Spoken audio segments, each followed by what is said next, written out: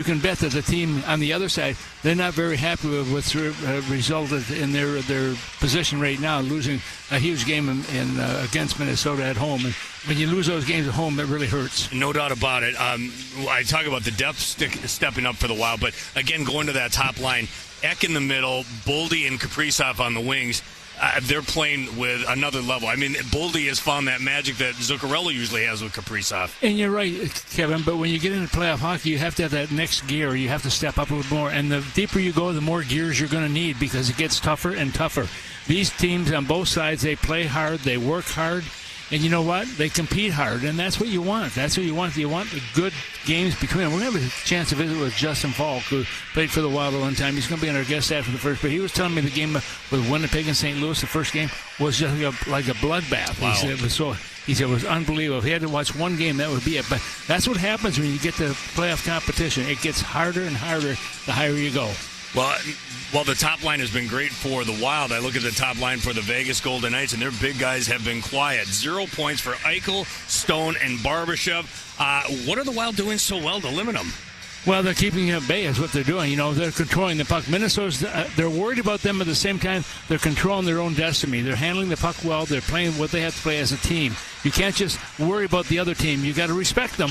But you can't stay away from your own game. You want to make sure your game is going good. And if it's going good, the chances are you're going to win. All right, let's squeeze in a break. And then when we continue, we'll get you the starting goaltenders in this one. You're listening to Wild Hockey, presented by XL Energy.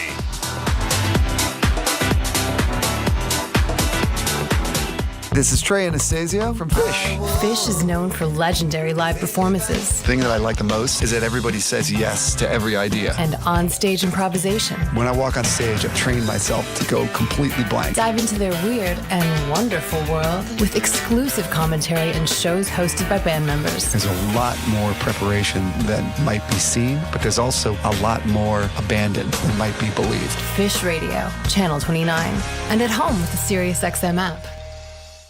Join me, Gord Stellick, and Scott Laughlin as we recap the night that was on NHL Morning Skate, weekday mornings at 7 a.m. Eastern on NHL Network Radio, Sirius XM 91.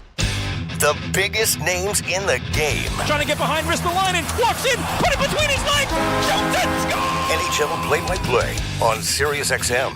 Hockey lives here. Suzuki sweeps it, there's a chance, rebound, Caulfield, shoots and scores! NHL play-by-play on Sirius XM.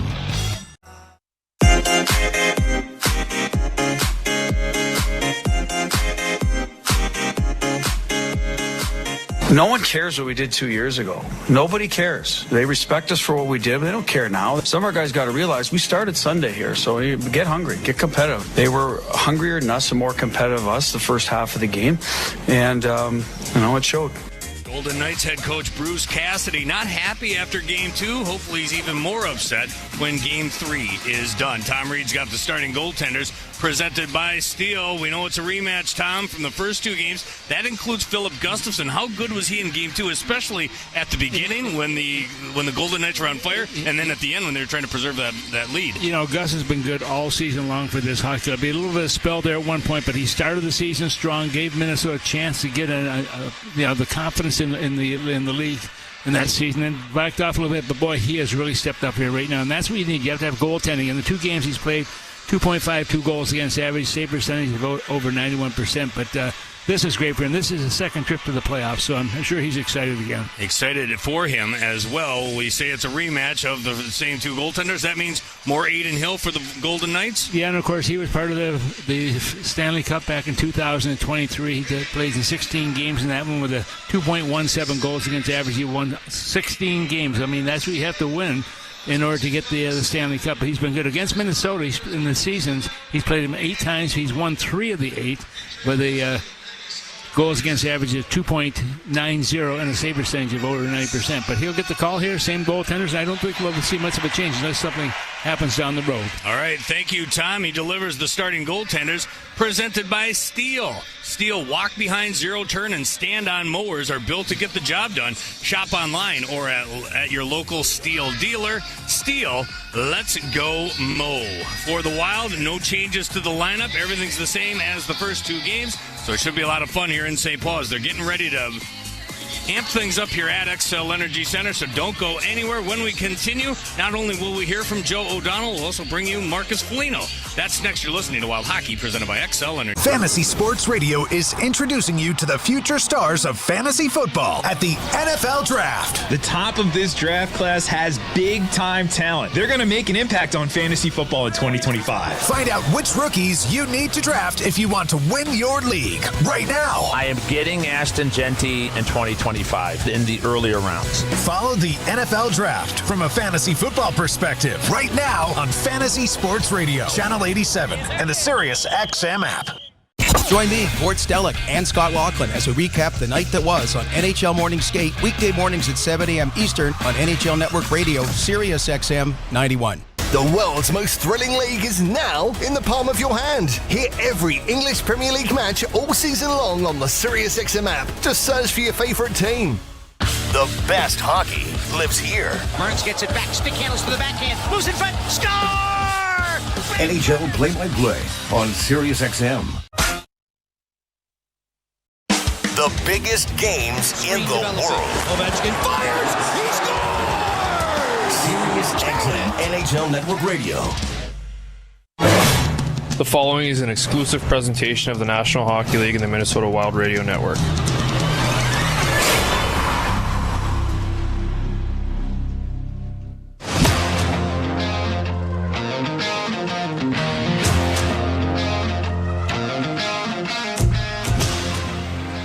Tonight, the Wild and Golden Knights meet in St. Paul for Game 3 of their best-of-7 series following a split in Sin City. Welcome to XL Energy Center, where it promises to be a terrific atmosphere for the first home game of the playoffs for the Minnesota Wild. I'm Kevin Fallness. Joe O'Donnell and Tom Reed will be along shortly from the Al Shaver press box, but let's start you off by catching up with the NHL's playoff hit leader. Caught up with number 17 earlier today. I'm Marcus Felino, left wing, Buffalo, New York. Hammered at center ice by Marcus Felino. Yeah, I think it was better by us. I think just the way we attacked them, and obviously we're opportunistic in that game, right? We got a couple chances and we pawed them on Aiden Hill, and that's going to be the key. I think when we ever get a chance, it's got to get in the back of the net, but we came in waves in that middle part of the game, and majority of the first period, obviously Gus did a great job of kind of weathering the storm. They always come out fast in their rink, and like every whole team in the playoff does, they got a lot of adrenaline, and we were able to weather it and go right attack them and pop them in the back of the net. Along with those first 3 goals in the first period was yours, the goal scorer. And I don't want to take anything away from the finish, but what can you say about what Ryan Hartman did to set that thing up and continuing to be a force in this series? Giveaway here by Vegas allows Hartman to carry back in right side, trying to slide his way past McNabb. A side angle shot at the outside, and that throw back in front. They score! Marcus Felino at the top of the goal crease has made it 2-0 Minnesota. Hart's been great. I mean, he's just a gamer. I mean, he plays better in these situations, and he's obviously playing great for us right now. We just want to keep this foot on the gas pedal, and he's making great plays, and he's smart right now. And when he's doing that for us, it's tough for the opponents. I mean, he agitates, he gets in there the dirty areas, and then he obviously has the skill to back it up too. So, right now a full Ryan Hartman that's clicking at the right time is exciting for our team and gives us that balance that we need offensively. And how about you? How are you holding up? 11 hits credited in Game 1, 12 in Game 2. I mean, these are Clutterbuck-type numbers, and I speak about Clutterbuck because he just retired, former Wild player, but he's a guy that would throw the body around too. But 23 hits through 2 games, really? Yeah, pay tribute to a guy who just retired and obviously wore this jersey, and fans love the way he threw his body around. But hopefully tonight he can get 13. We'll just try to see how long this can go, and as long as the shoulders hold up, I'm good. But you know what? It's honestly just finishing routes and finishing my forecheck, and I'm just in the right moment where I'm catching their guys at the right time. So we need that pressure. Everyone's been doing a really good job with it. Our forecheck has been there this past 2 games, and it's something that just pays dividends, and at least that's what I think. In a long series against a team like Vegas, who has bigger defensemen, it's tough to go back for pucks, and knowing you got someone coming every night, and that's my job. I know how much you miss this. 6 trip back back to the playoffs, but you guys were on the sidelines last year.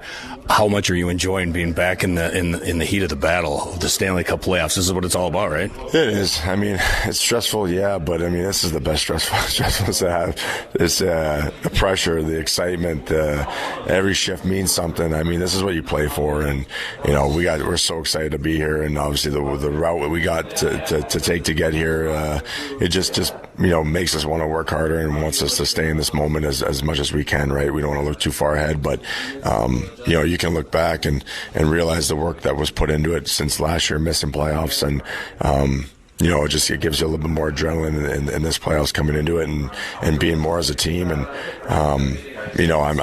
we're really confident right now in this series, and we want to just keep this rolling. Good luck in Game 3. All right, thanks, Kev. There you go. The Moose, Marcus Felino, and the Wild back in St. Paul for Game 3 as the Wild host the Golden Knights. With more from the Al Shaver Press Box, here's Tom Reed and Joe O'Donnell.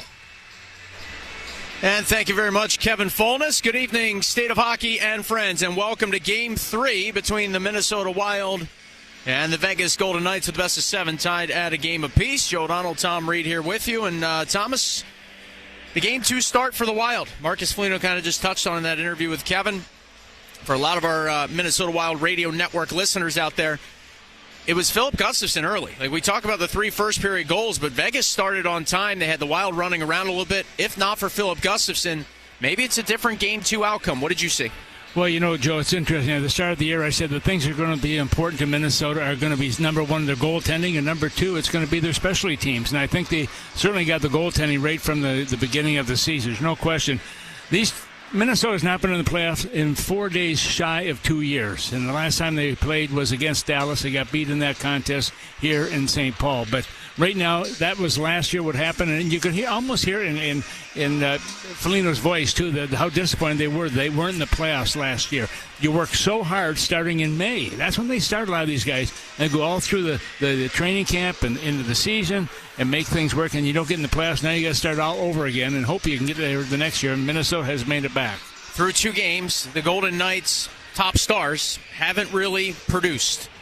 How come? What has Minnesota done to shut them down? And obviously, I mean, you hate to say it, it might just be a matter of time. They're just such world-class players, and Jack Eichel and Mark Stone most notably. But what has Minnesota through 2 games done to kind of quiet Stone and Eichel in particular? They've checked them hard. They've kept them off the play. That combination of 3 players had 212 points last year. And they have nothing right now, and that's a big plus for Minnesota because Minnesota's controlling things right now on the ice, and they have to continue to do that. But that start is so important, and hopefully they have a better start than they had the last game, even though they won that game. But they want to be ready from the drop of the puck. After Kevin chatted with Marcus Felino this morning, I just, for one quick second, said, hey, I got to get your take on something. It seemed like after the Game 2 win, it was a very Bisman, sort of like a workman-like vibe from Minnesota. It didn't seem to be too celebratory. He said the team is more focused, they're more mature they've been in the past, and they know what they're up against in Vegas. So I don't think they got too high after a Game 2 win, excuse me. Do you like that approach when one of the leaders of the team, Felino, saying, yeah, we're focused on the task in hand. We know this is a long series. They haven't won anything yet. They won a game. I mean, if we got to win something to have the excitement, I want to see the champagne brewing in the locker room at the end of the playoff schedule. That's what I want to see. But Minnesota just has to play their game. They were so good. They played 2 very solid games, Joe. Even that first game, they could have won that. They didn't, but they played well enough and got the chance in the second one, and they made the most of it. Golden Knights won Game 1, 4-2 on Sunday. The Wild turned the trick 5-2 on Tuesday. The best of 7, even at a game apiece. Much more from XL Energy Center when we come back. Extended pregame show, Game 3, the Wild and the Golden Knights. You're listening to Wild Hockey, presented by XL Energy. At the Home Depot, we know the world is a messy place. Keeping it clean takes science. That's why businesses everywhere have long trusted cleaning products from Ecolab to take on the toughest messes. And now, that level of clean is available for your home. Introducing Ecolab Scientific Clean, a full line of professional-grade cleaning products for all your home's needs, so you can clean like you mean business. Now available exclusively at the Home Depot. How doers get more done. No matter who you are or what you do, there's a Ford vehicle that can help you own the day. Make life on the go a walk in the park with the new Ford Explorer. Become the MVP of the work site with the unrivaled performance of a new built Ford Tough F-Series truck, the best-selling trucks in America. Or discover what it really means to adventure in the great outdoors with the new Bronco Sport. Whether it's for work or play, there's a Ford with a great deal waiting at your local Northland Ford dealers. Don't wait. Get behind the wheel of a new Ford today. Based on calendar year total sales. Beautiful mountains, wide open spaces, bustling cities and towns. There's a lot to love in our home states. And at Xcel Energy, we take pride in helping our local communities thrive. Beyond providing reliable energy, we help support the local economy and fund education with grants. Because your home is our home. And together, we can make it a better place to live, work, learn, and play. See how at excelenergy.com/community. Jason Aldean, Full Throttle Tour 2025, powered by Patriot Mobile. When the lights come on. Saturday, September 6th, Xcel Energy Center. With Nate Smith. You set my world on fire. And Ray Lynn. Jason Aldean. On sale now at Ticketmaster.com. Jason Aldean Live. From the first time you lace up your skates, you dream big that one day you too will get a chance to lift that big silver cup over your head. Behind the net, the center,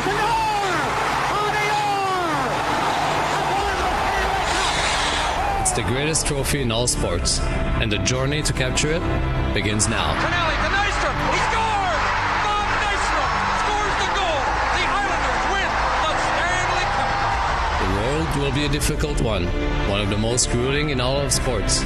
But the end result, it's worth all the blood, sweat, and tears. Nystrom shoots at a tremendous save by Curry. They've done it. The Penguins have done it. This is where dreams are realized and legends are born. Welcome to the 2025 Stanley Cup Playoffs. The Wild in the 2025 Stanley Cup Playoffs is presented in part by BMO, a proud presenting partner of the Minnesota Wild playoff season.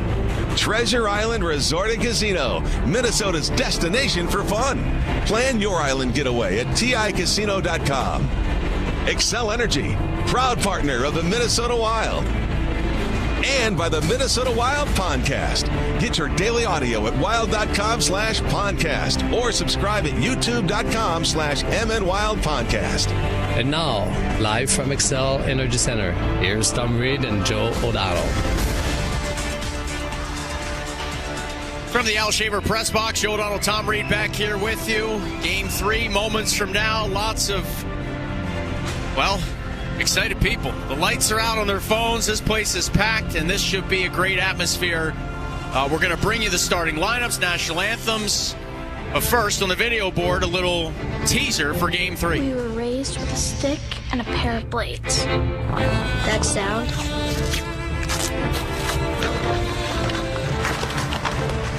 It's who we are. And always will be. Stories are etched beneath our ice. Resurfaced for the next shift. From frozen ponds, city lights, every stride hit and lamp lit. Tradition rings through our rafters. That blue line that surrounds our state. We defend it with everything we have. We were born for this. We are. We are. We are. We are. We are. We are. We are. We are. We are. We are. We are. The state of hockey.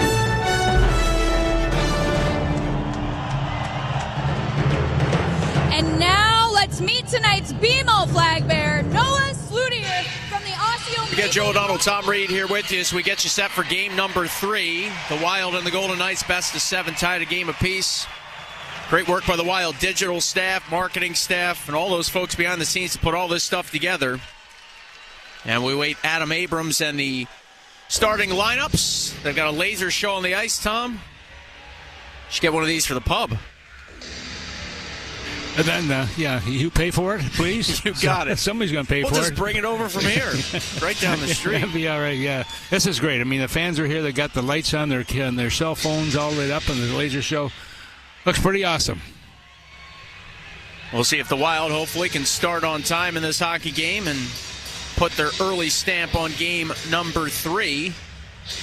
And same starting goaltenders for each side.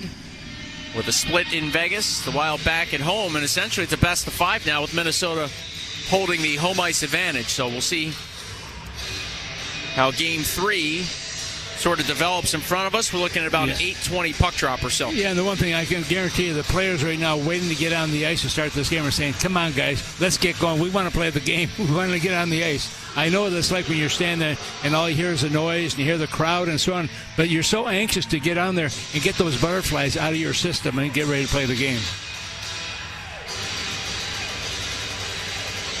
The Wild all-time in this building in Stanley Cup playoff competition hold a 17-28 record. Against Dallas in 2023, they were 1-2, including a Game 3 win after splitting the first 2 down in Dallas. That was again back in 2023. And listen to this crowd.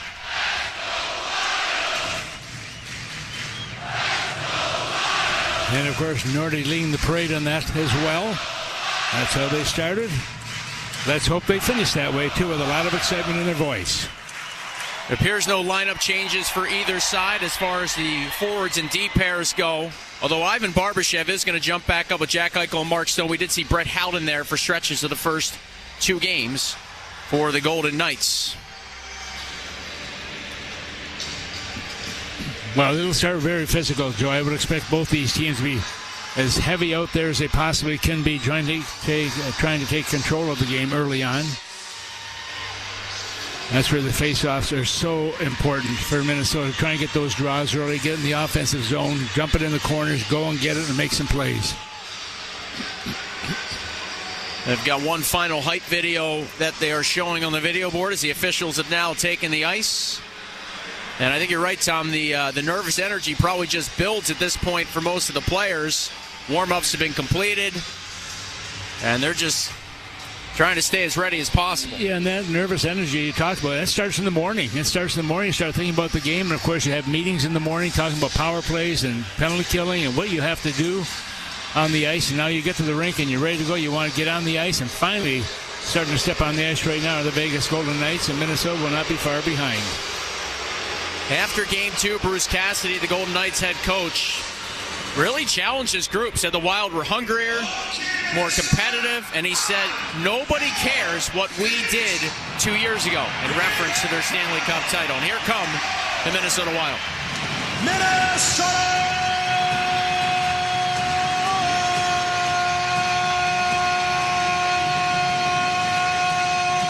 Wild!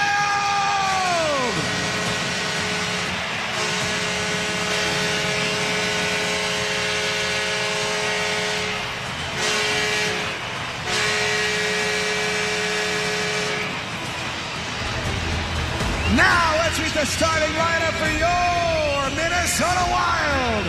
Starting in goal, number 32, Philip Gustafsson. On defense, number 7, Brock Faber. His defensive partner is number 25, Jonas Brody. The forwards are number 12, Matt Baldi. Number 14, Jules Eriksson Ek. And number 97, Kirill Kaprizov.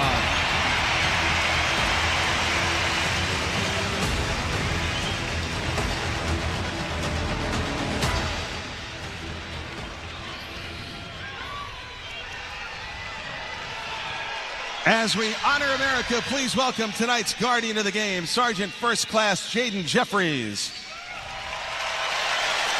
Sergeant First Class Jeffries enlisted into the Minnesota Army National Guard in 2014 and currently serves as a 68 Whiskey healthcare specialist and is the medical operations non-commissioned officer with the Minnesota Medical Detachment. His awards include 2 Army Commendation Medals and 2 Army Achievement Medals. Sergeant First Class Jaden Jeffries, thank you for all you do for our country.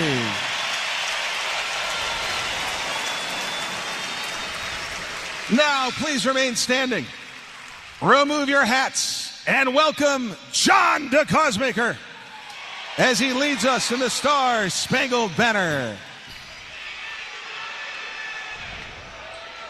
Oh, say, can you see by the dawn's early light what so proudly we hailed at the twilight's last gleaming, whose broad stripes and bright stars through the perilous fight o'er the ramparts we watched were so gallantly streaming, and the rocket's red glare, the bombs bursting in air, gave proof through the night that our flag was still there.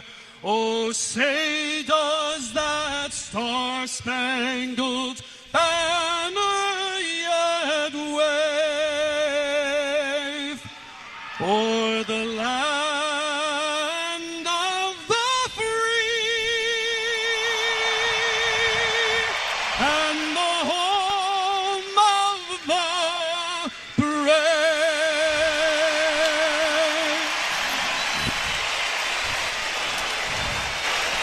Well, we're ready to roll. The Wild and the Golden Knights for Game 3. The best of 7 tied at a game apiece. Again, Joe O'Donnell, Tom Reed back here with you. Starting goaltenders remain the same. Philip Gustafson from Minnesota, Aiden Hill for the visiting Vegas Golden Knights. In the opening period, the Wild from right to left on your radio dial tonight in their green sweaters. The Golden Knights in period 1 skate from left to right. They're in their white jerseys.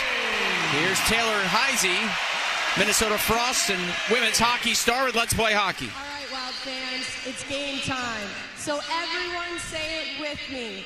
Let's play hockey! Pretty good hockey player, pretty darn good Let's Play Hockey. Very good, no question about it. You know, it's interesting, Joe. Everyone has the white flag here. And if you remember, Roger Nielsen was the guy who started that, but he did it because he was surrendering. His team was not doing well. And so he was waving the right flag at the referee saying, we give up. And ever since then, that's what they've been doing when it comes to games. I don't think we're surrendering anything here tonight. Again, the Wild from right to left on your radio dial in the first. Eric Sinek and Eichel, the 2 center icemen. So top line on top line to start. Again, the home team gets the match up the last change if they want it.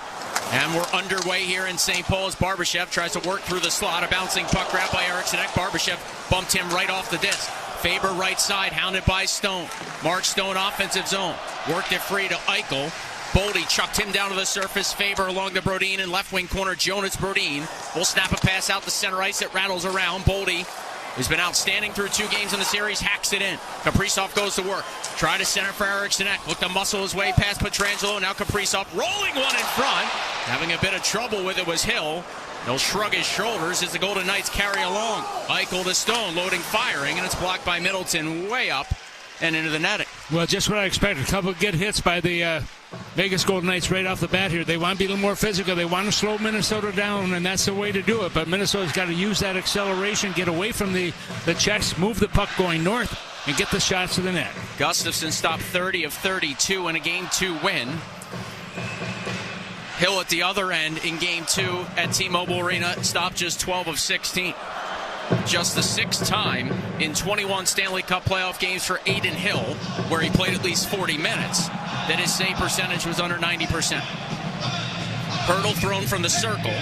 Sodin to take it for Vegas. Hartman won it back with the help of Spurgeon. Here's Jake Middleton now skating to his right, banking a puck out the center.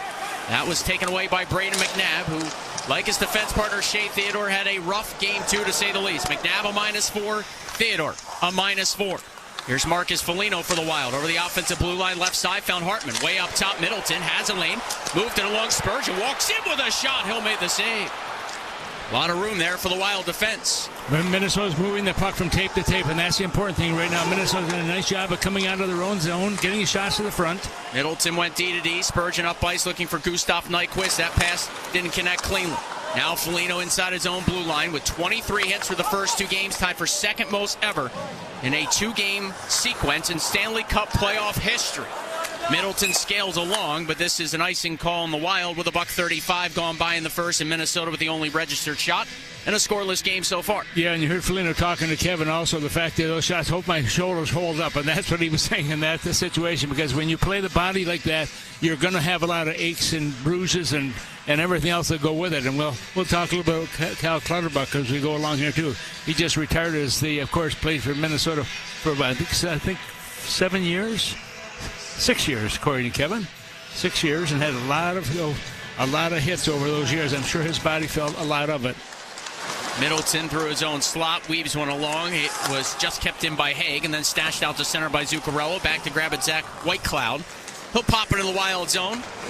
Faber pivots, connected with Brodin, up ice for Marcus Johansson to toss it in. Freddie Gaudreau leans on Haig in on the forecheck. Gaudreau nearly came up with the puck. Now Johansson taps to the left point. Brodin rolled to the right side. Faber on the pop-out play. Zuccarello was closed on by Eichel. And now a stretch pass for Eichel goes a touch too far. Icing call on the visitors. And that would bring the faceoff back to the defensive zone of the Vegas Golden Knights. Both teams being a little cautious here right now. They're moving their feet. They're skating. No question about it. See William getting his accolades from the fans as his picture is shown on the big board. This is his first home game wearing the dark green jerseys of the Minnesota Wild. Eric Sinek and Eichel on the draw to the right of Aiden Hill. Hill in the regular season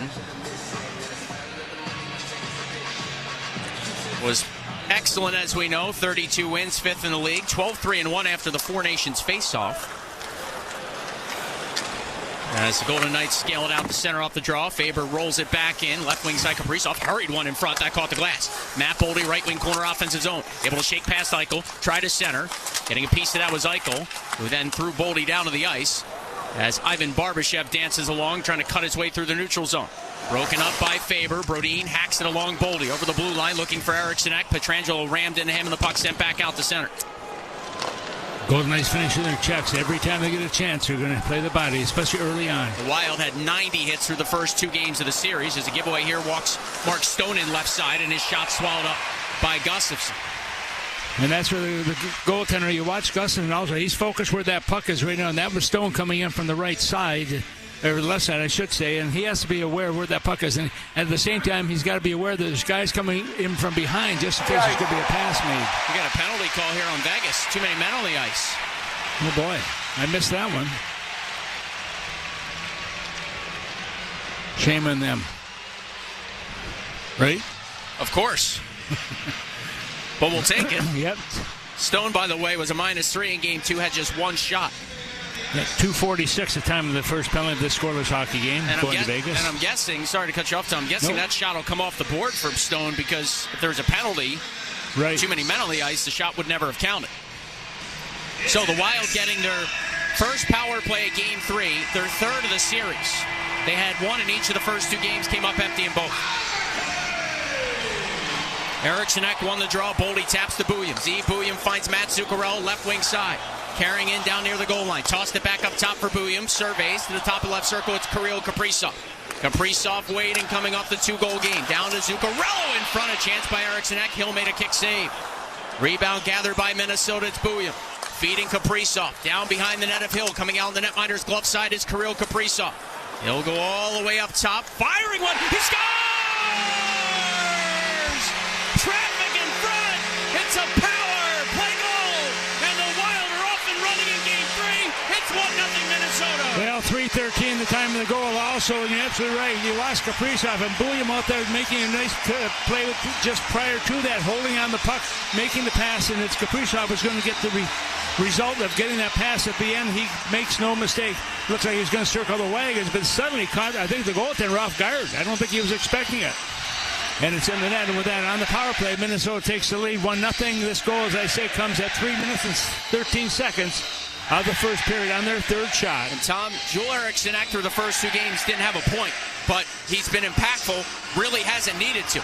21 face-off wins in game number 1, a +3 in almost 20 minutes time on ice in game 2, and he was squarely in front of Aiden Hill on that long seeing eye wrister by 97 and green. We're back to live action. The Wild have the first one here on home ice. In game 3, penalty call coming. It's on Haig. He hauled down Brazo, and the Golden Knights are going to go right back to the penalty box. And a little bit of rough stuff in the corner as well, and everyone's moving in, including the Minnesota defenseman. Now there's a penalty going to be called. Here's the call on the goal. 97, Kirill Kaprizov. Assist to number 8, Z. Buyum. His first NHL point. And number 12, Matt Baldi. Time of the goal, 3:13. There was some rough stuff after the whistle, but the initial call on Haig, we'll see if it's a trip. Either way, the Wild. Vegas penalty, number 14, 2 minutes, tripping. We got to take advantage of these, Tom, because the Vegas Golden Knights, at some point in this series, you'd imagine are going to get some power play looks themselves. In game 1, they went 2 for 2, the second of which was that empty netter with 0.1 seconds left, but officially a power play goal. They did not have a power play, did the Golden Knights in game 2. The Wild, in fact, took 0 penalties the entire contest on Tuesday in Vegas. Draw comes out the center because of the scrum after the whistle. Yeah, you look at Haig, also a big body out there, 6'6", 245 pounds, but he's resting himself right now in the penalty box. So the Wild now 1 for 3 in the series. In the regular season 3 meetings, they were 0 for 4. So it's their first power play goal of the year against the Golden Knights as Zuccarello charges in left side. Tried to center all the way back up top, cut off by Stone, who danced past some trouble, nearly gave it away. Second effort, hacked it up, not out. Kaprizov knifed it out of midair. Left circle, firing one in front, and Pietrangelo cuts it off. He didn't clear. Zuccarello high slot, wristing one. It ricocheted around in front. It's loose, not cleared again by Vegas. Zuccarello to try and pinch in, but Stone beat him to it. Taps off the dasher and fires it down. Yeah, panic time right now a little bit for the Vegas Golden Knights. A little bit don't seem to be in sync right now. Minnesota's taking them right out of their game. Buyum with a drop pass. Here is Kaprizov feeding Zuccarello in onside. Try to return the feed back near the blue line. Golden Knights steal, and Hanifin from his own slot flips it down. So 4.5 minutes gone by in the opening period. The Wild leading 1-0. 55 seconds left on their second power play of the first 5 minutes of this hockey game. Buyum lugs it along. Over the offensive blue line, handed to Eriksson. Will stash it down low. It's grabbed, though, by Whitecloud. Will bounce it out to center. Johansson pressured by Carlson. Twisted it free for Nyquist. Gustav Nyquist off to Joel Eriksson. Left wing side, back to Nyquist. Tried to drop a pass off rather than shoot in tight, and the Golden Knights intercept. Yeah, he had the right idea there, but he got to take those shots when you get them. Johansson on a reset with 25 to go on the power play. Spurgeon, Nyquist, Hartman, Rossy, and Johansson from Minnesota. Here's Rossy racing in over the blue line left side. Stopped around the hash marks, filtered it free looking for Johansson. Cut off by McNabb, who taps free to Pietrangelo and back out the center, and all the way down it goes. So 10 seconds from now, it'll be Haig to step out of the penalty box. 14.5 minutes to go. Opening period, the Wild in front 1-0, skating from right to left on your radio dial. Haig jumps out. Golden Knights get out of the woods. Deep in his own right wing corner is Brodin. Reversed off to Hartman. Hartman chiseling a pass. It clanged off Barbashev. Rescued again by Hartman off the glass safely ahead. Felino may have gotten a piece of it with a high stick. Negated, though, by Hertl, who drops it back to Noah Hanifin. Hanifin spiking along to Pavel Dorofeev.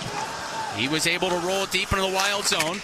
Faber took a heavy hit back of his cage from Barbashev. Got knocked down for a moment, stayed with it, and then got it to Hartman, who connects with Felino, and then off to Faber, who hits the red line left side, trying to wrist it in. Theodore's good gap, tips that out of play, and we've got our first stoppage in Game 3. 13:57 to go. Opening period. The Wild won, the Golden Knights nothing here in Game 3 from St. Paul. You're listening to Wild Hockey, presented by XL Energy. You're driving. They're honking. You're driving. They're screaming. You're driving. Change your mood with SiriusXM Comedy. They're honking. You're laughing. From the newest Netflix specials to the kings of Southern comedy, Jeff Foxworthy and Larry the Cable Guy. From uncensored Kevin Hart to clean comedy to quiet them kids. SiriusXM Comedy has it all. Channel 93 to 99 on your SiriusXM radio and on the SiriusXM app. NHL Morning Skate. December 15th, Vancouver Canucks were in the playoffs. And this is when they had that big controversy going on. So they had to do something about it. And they did do something about it. Well, now they're not in the playoffs. You know what? They're not even really close anymore. This is the most absurd season falling apart. The most disappointing team this season of the 32 are the Vancouver Canucks. NHL Morning Skate with Scott Laughlin and Gord Stellar. Weekdays 7 a.m. Eastern on NHL Network Radio, SiriusXM 91, and the SiriusXM app. It's soccer's most thrilling league. Only the Premier League can make you feel like this. And now every match is on the SiriusXM app. Can you believe it? From the title race. This is remarkable. Keeps this title charge on track, surely. To the relegation fight. The impossible may still be possible. Hear every English Premier League match on SiriusXM FC 157 and the SiriusXM app. Just search for your favorite club.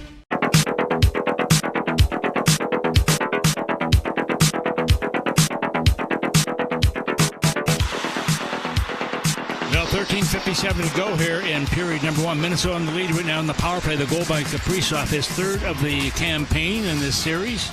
And Minnesota flying high right now early on in this game. Attention to our season ticket members. Once again, we're going to reward you for listening all season long with the Forever Wild Reward points.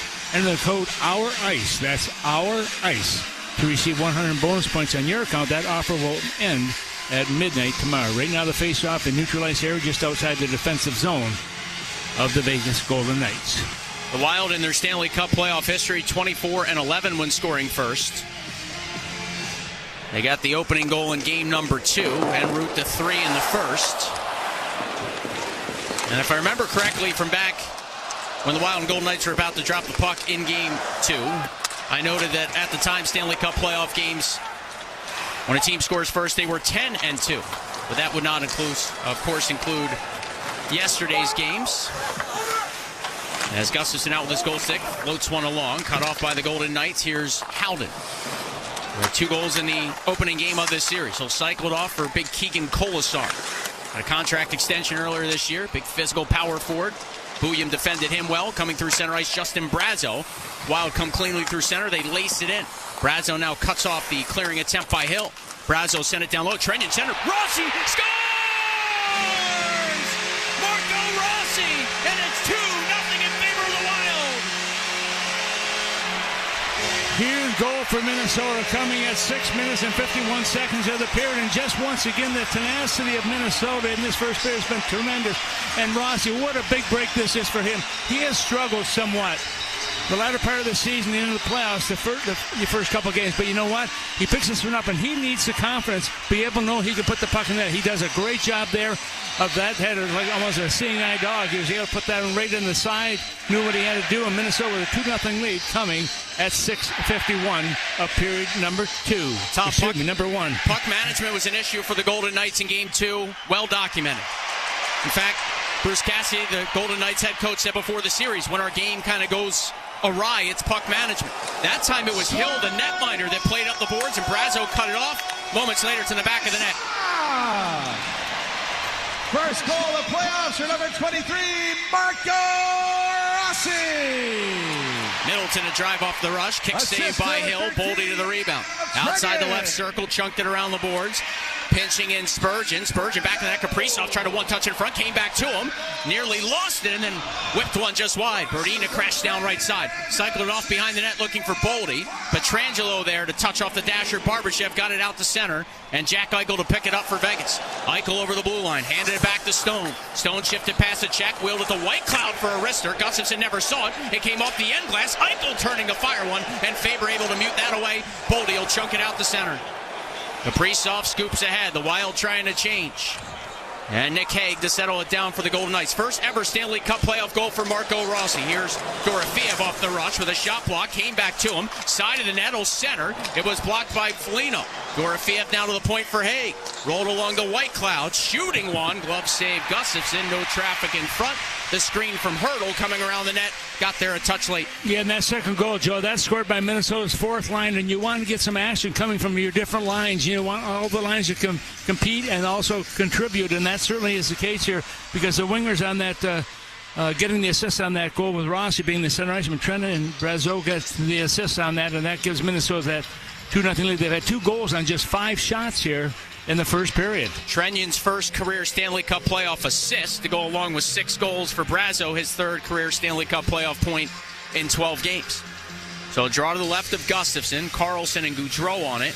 William Karlsson has Victor Olofsson right behind him. We'll try and pull it back that way. Gaudreau bottled up that attempt. Olofsson, though, steps to it, feeds the right point Theodore. A shot, glanced off a body and went wide.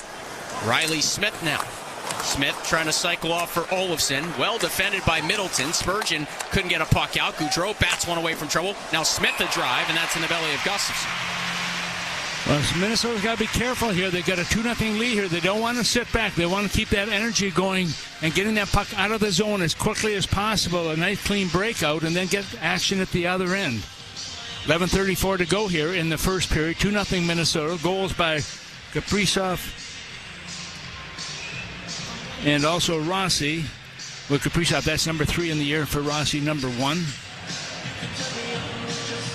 Hartman and Hurdle on the draw. Tomas Hurdle has 3 points for the first 2 games of this series. He's got a goal in both contests. He'll win this faceoff back. Hague faked the big blast and then try to fire one of the slots. Saad had it stripped free, and Gustav Nyquist softly off the left wing boards. This will be icing, though, on Minnesota with 11:23 to go in the first. Crowd doesn't like the call. Tom, John Hines this morning, they played pretty well, right? Games 1 and 2, and I was like, what's got to get cleaned up? And he talked about defensive zone awareness because Vegas late in Game 2 started to get some cycle going. They started to get some chances. He said the details and the awareness in the defensive zone, kind of making sure you have your guy, it's going to be important for Minnesota. Yeah, it really is. You have to know what's going on. That's where the communication on the ice is so important. I mean, the players have to be talking to each other. The goaltender has to help.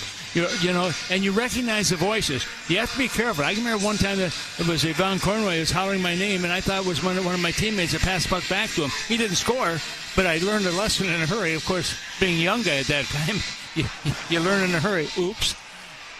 Top line comes out for the Golden Knights. Hartman's on the draw for Minnesota. As Felino to his right, Spurgeon to his left, Middleton and Nyquist also to the right of Ryan Hartman. Face-off is to the left of Philip Gustafsson. One back by the Wild. Hartman getting it free for Middleton to bank off the boards and out the center.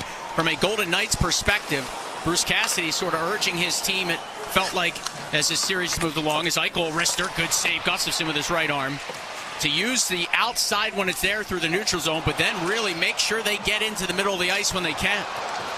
He also urged his club to get back to pucks quicker, as we have a whistle here, well away from things, and we got a penalty call.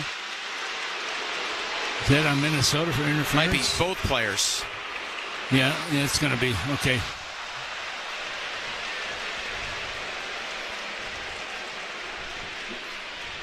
Minnesota penalty to number 17, 2 minutes, interference. Vegas penalty to number 49, 2 minutes for embellishment.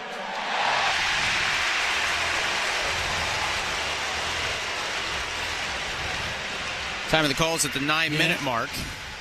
Again, the Golden Knights took the fewest penalties in the league by a long shot. They also had the fewest. They drew the fewest as well. And here in the first 9 minutes, they have 6 total penalty minutes. Yeah, I mean, it's interesting.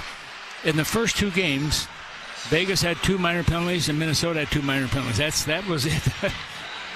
I expected more than that, and I'm watching the Vegas going, and they're using their bodies. They're throwing hits out here. No question that Minnesota has to respond to that.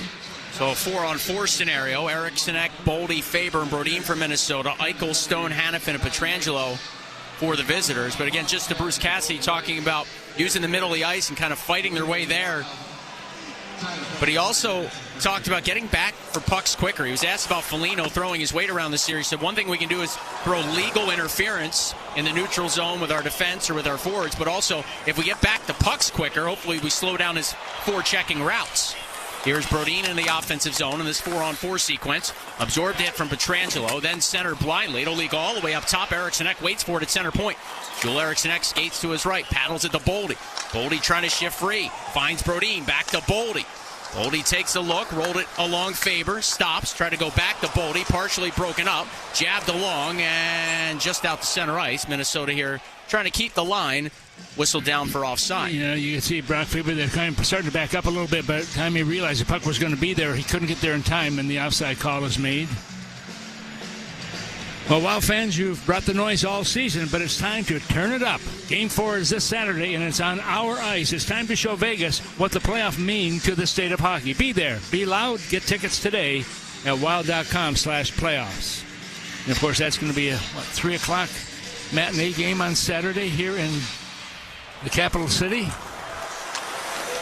Off the draw, Theodore for the Golden Knights. Leaves it along for McNabb, who hit the red line right side, snaps it in. Gustafsson carefully watched it kick off his glass. Spurgeon to Rossy. His backhanded pass connects with Kaprizov. Middleton coming late, a 2-on-2. Kaprizov over the blue line. Stops, McNabb staring him down. Kaprizov baits some pressure his way. Now it's center point. Angles to his left, fired a shot blocked by Dorofeev. Grabbing in his left wing corner, Tomas Hertl. He spent parts of 11 seasons with the San Jose Sharks before he was traded to Vegas late last season. Dorofeev now over the blue line. Russian-born forward who has a goal in this series. His power play goal in Game 2 was a big reason why the Golden Knights prevailed. In Game 1, big reason why Vegas jumped out to that 1-0 series lead. Half minute to go, 4-on-4 hockey. 9:30 left in the opening period. The Wild leading the Golden Knights in Game 3, 2-0. Here's Alex Pietrangelo. Sending a pass for Saad. He had it tapped away by Brodin. Regrouping at center, Noah Hannafin, who's got a point in both games of this series. He'll get it to Pietrangelo, who also has an assist in both games. Now Pietrangelo over the blue line with a drive. He scores. From long range, Gustafsson moved his stick a little too soon. And the Golden Knights with some life halfway through the first. A 4-on-4 goal and a slap shot off the rush. Yeah, and you can see that Gus not very happy with that play. Also, he just kind of took his stick and just kind of whacked it on the ice a little bit. But you know what? Got it behind you right now. It doesn't matter. You still have the lead. It's 2-1. And those things are going to happen. This one coming at 10 minutes and 48 seconds of the first period. It just looked like Gustafsson was so eager to make sure he deflected that puck to his right that he moved the paddle of his stick just before the puck got there. And so it leaked 5-hole. And we'll see how much of a momentum shift that might be. And that can change things in a hurry. Minnesota's just on the bench and on the ice. They've got to be prepared. You know, you're going to have goals scored against you. You're not going to go through the whole game without not giving up something. Just not a good goal from a goaltending standpoint. Off the draw, the Golden Knights back behind their own net. Haig coming around his own cage. And now William Karlsson in the high slot. Riley Smith a wrister and a chest save. Gustafsson, nice to see him stop the next one. After one got through him that he'd certainly like back. 77th career Stanley Cup playoff point for Alex Pietrangelo. We've got a timeout on the ice. 8:57 to go. Opening period. 5-on-5 hockey when we come back. The Wild lead the Golden Knights 2-1. It's Game 3. Best of 7 tied at a game apiece. You're listening to Wild Hockey, presented by XL Energy. So, after you lift weights, your body keeps burning calories for hours post-workout. Oh, like a BMO Savings Builder account. What? With BMO, I can get a reward every month I save. So, you're getting an extra reward for the work you've already done? Exactly. Plus, BMO gave me a cash bonus when I opened a checking account. That's a flex. This is a flex. Check out these pythons. Pump up your savings with BMO. Conditions apply. Learn more at BMO.com/kickstart. Accounts are subject to approval and are provided in the United States by BMO Bank N.A. Member FDIC. BMO. Hey, Wild fans, you want your family to be warm and comfortable during our Minnesota winters, right? That's why it's good to know the knowledgeable and friendly dealers at Bryant Heating and Cooling who will do whatever it takes to keep your heating system running safely and efficiently, no matter what the weather throws at you. Plus, score up to $2,600 in tax credits on qualifying Bryant systems and ask about rebates and financing for qualified buyers. Find your local dealer at Bryant.com. Bryant, official heating and cooling company of the Minnesota Wild. Stanley Cup scoreboard. We got a final in Tampa. The Panthers blank the Lightning 2-rip and take a 2-0 series lead. Sergei Bobrovsky, 19 saves as he pitches the shutout. In progress in Ottawa, we're going to overtime between the Senators and the Maple Leafs. They're knotted at 2 goals apiece. And just underway in St. Louis, the Blues and Jets, they're scoreless in their third game. Winnipeg leads that best-of-7 series 2-0. Back to Joe and Tom. You get into that third game also in the series, and you really start to feel each other out. You know exactly what's going to happen for the most part, but you never give up. And I look at Ottawa right now, down by 2, but here they come. And you give it 100% because, you know, the summers are long. They can be if you don't make the playoffs. So trying to make the playoffs, you got to advance. Right now, the face-off deep in the Minnesota zone. Hartman wins it back. Bogosian paddles it around. Left side, Felino waits for it on that rim puck. Tucked it back for Hartman. Hartman trying to carve ahead. His pass was stolen away. Dorofeev puts it into the wheelhouse of Zach Whitecloud, who hit the red line left side, snapped it off the linesman. Vegas in early because of it, and now it's Zach Bogosian. Waited patiently and then twisted it along. Bouillon grabbed it off the dasher. His pass tipped. Felino lifts the stick aside, comes up with his puck and rotates it along Bogosian. Handed it off for Hartman. Ryan Hartman with a drop pass looking for Nyquist. Batted away by Saad, who leaks it back for Haig to pound off the boards left side. Here's Stone over the blue line. Pressuring him, Bogosian. Mark Stone with a drop pass. Barbashev cuts to his backhand. Left it back. Pietrangelo shot blocked to the corner. And loose puck side of the net. Gustafsson jumps on top of it. Tom, at the commercial break you mentioned, for Philip Gustafsson, TV timeout, you go over to the bench, you got a Hall of Famer, Marc-Andre Fleury there after Gustafsson gave up a tough one. Yeah, absolutely. You can bet that's a word of encouragement. There's a reason that Minnesota's in the lead right now with this hockey because of the way the goaltenders has played for Minnesota. And you just say, hey, put it behind you. No big deal. We got a lot of game left, and they certainly do. But Minnesota has a 1-goal lead right now with 8:10 to go here in the first. Still 8 minutes to go in the opening period. Feels like we've been here forever. I know. A lot of excitement in the barn, and the Wild gave them a lot to cheer about early. Goal at 3:13, another at 6:51, the first on a power play. Kaprizov and Rossy, respectively. Golden Knights looking for a loose puck by the Wild bench. Eriksson Ek tried to bottle that up. Now Brock Faber for the Wild. Faber with a +3, almost 26.5 minutes in game 2. He'll hand one off. Eriksson Ek's long wrister is in the glove of Aiden Hill. Looked like it was going wide, but Hill just catches it and hangs on with 7:44 to go in the first. Yeah, Brock had the puck initially, made the passing. He's going for the net in there, but the long shot comes in. He'll able to grab onto that one. That'll bring the face-off to his left. Butterflies are pretty well gone at this point, I would think, in this contest. But every time you sit on that bench, you're thinking, well, if I get on the ice, first of all, who am I looking for? Who am I looking coming to the bench that I have to replace? You can't let your mind wander as what's happening on the ice. You have to know exactly what you have to do if your teammate comes to the ice and you're replacing him. Rossy thrown from the face-off circle. Trenyon in to take it. Brazo to his left. Rossy now to his right. Brodin and Faber still a defenseman. Off the draw, skating ahead, Shea Theodore. His pass connected cleanly. Good gap by Faber. Slowed down Riley Smith, so the Golden Knights regroup. Theodore this time to the left wing boards for the former Buffalo Sabres draft pick, Braden McNabb. Shifted it in from center. Riley Smith came up with it. Knocked it around the Wild net. McNabb pokes it back behind the cage. Smith coming out. Tried to send one to the back post. Gustafsson's lost his goal stick here. As it'll go down below the Wild goal line. Good play by Brodin. Knocked it free and nudging it up ice was Rossy. Turned it over. Faber cuts off one side of his net. Banks it off his end wall for Jonas Brodin, who is pressured immediately.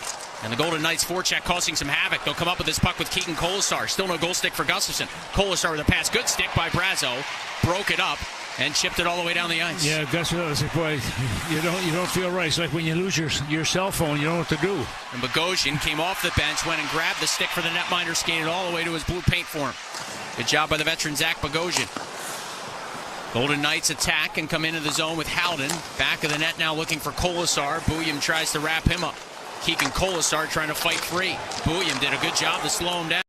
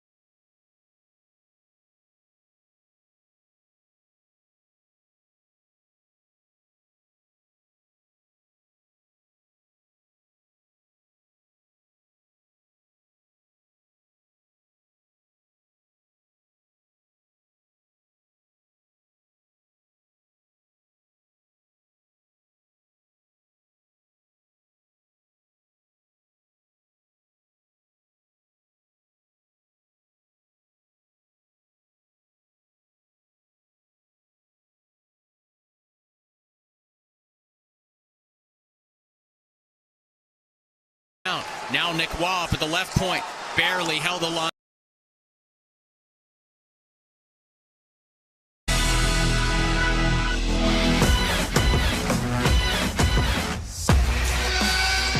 Back for the second period with Tom Reed. I am Joe O'Donnell. The Wild 2, the Golden Knights 1 after 20 minutes here in Game 3. Well, Joe, I look at that first period.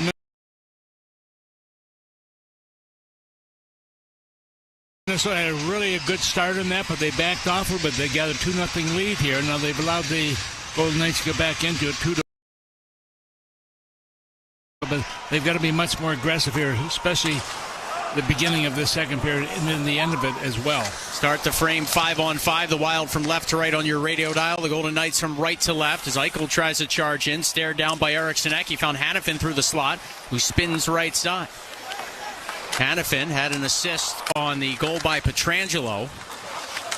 They got the Golden Knights right back into this hockey game, so he's got a point in every game of the series so far. As Eriksson Ek off the rush left side of the wrister, trapped carefully by Aiden Hill. 7 shots in the first for Minnesota, 12 for the Golden Knights. So through 7 periods of this series, the Wild have had double-digit shots just one time. That was the opening period in Game 2 when they finished with 10. Yeah, Minnesota coming out of their own zone there very smartly the way they did it. Also with Eriksson taking that final shot. It's an easy save for the goaltender, but the same thing coming out as a unit and seeing if they can make something happen early on. They did that obviously in the first period, see if they can make it work here in period number 2 as well.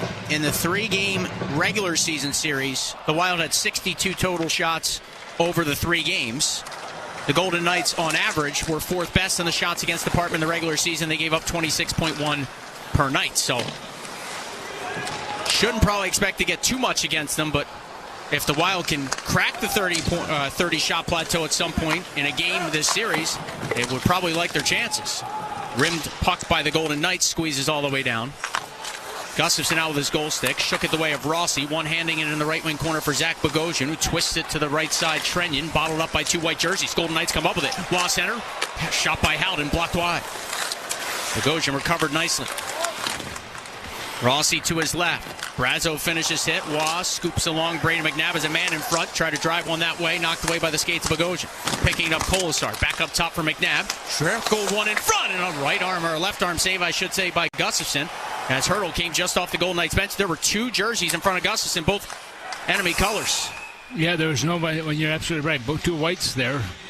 What, we got an offside call here? Hand pass, I think. Hand pass? Yeah. Okay. Yeah. That's a big whistle for the Wild. They're running around a little bit. Yeah, they are running around. And they started back in the first period, the latter half of that. I didn't like the way they were executing their plays, and they seem to be out of sync a little bit. Right now they've got to get their legs going. I think if they do that, then they'll be a much better frame here. But they've got to do something to get some spark going with this team.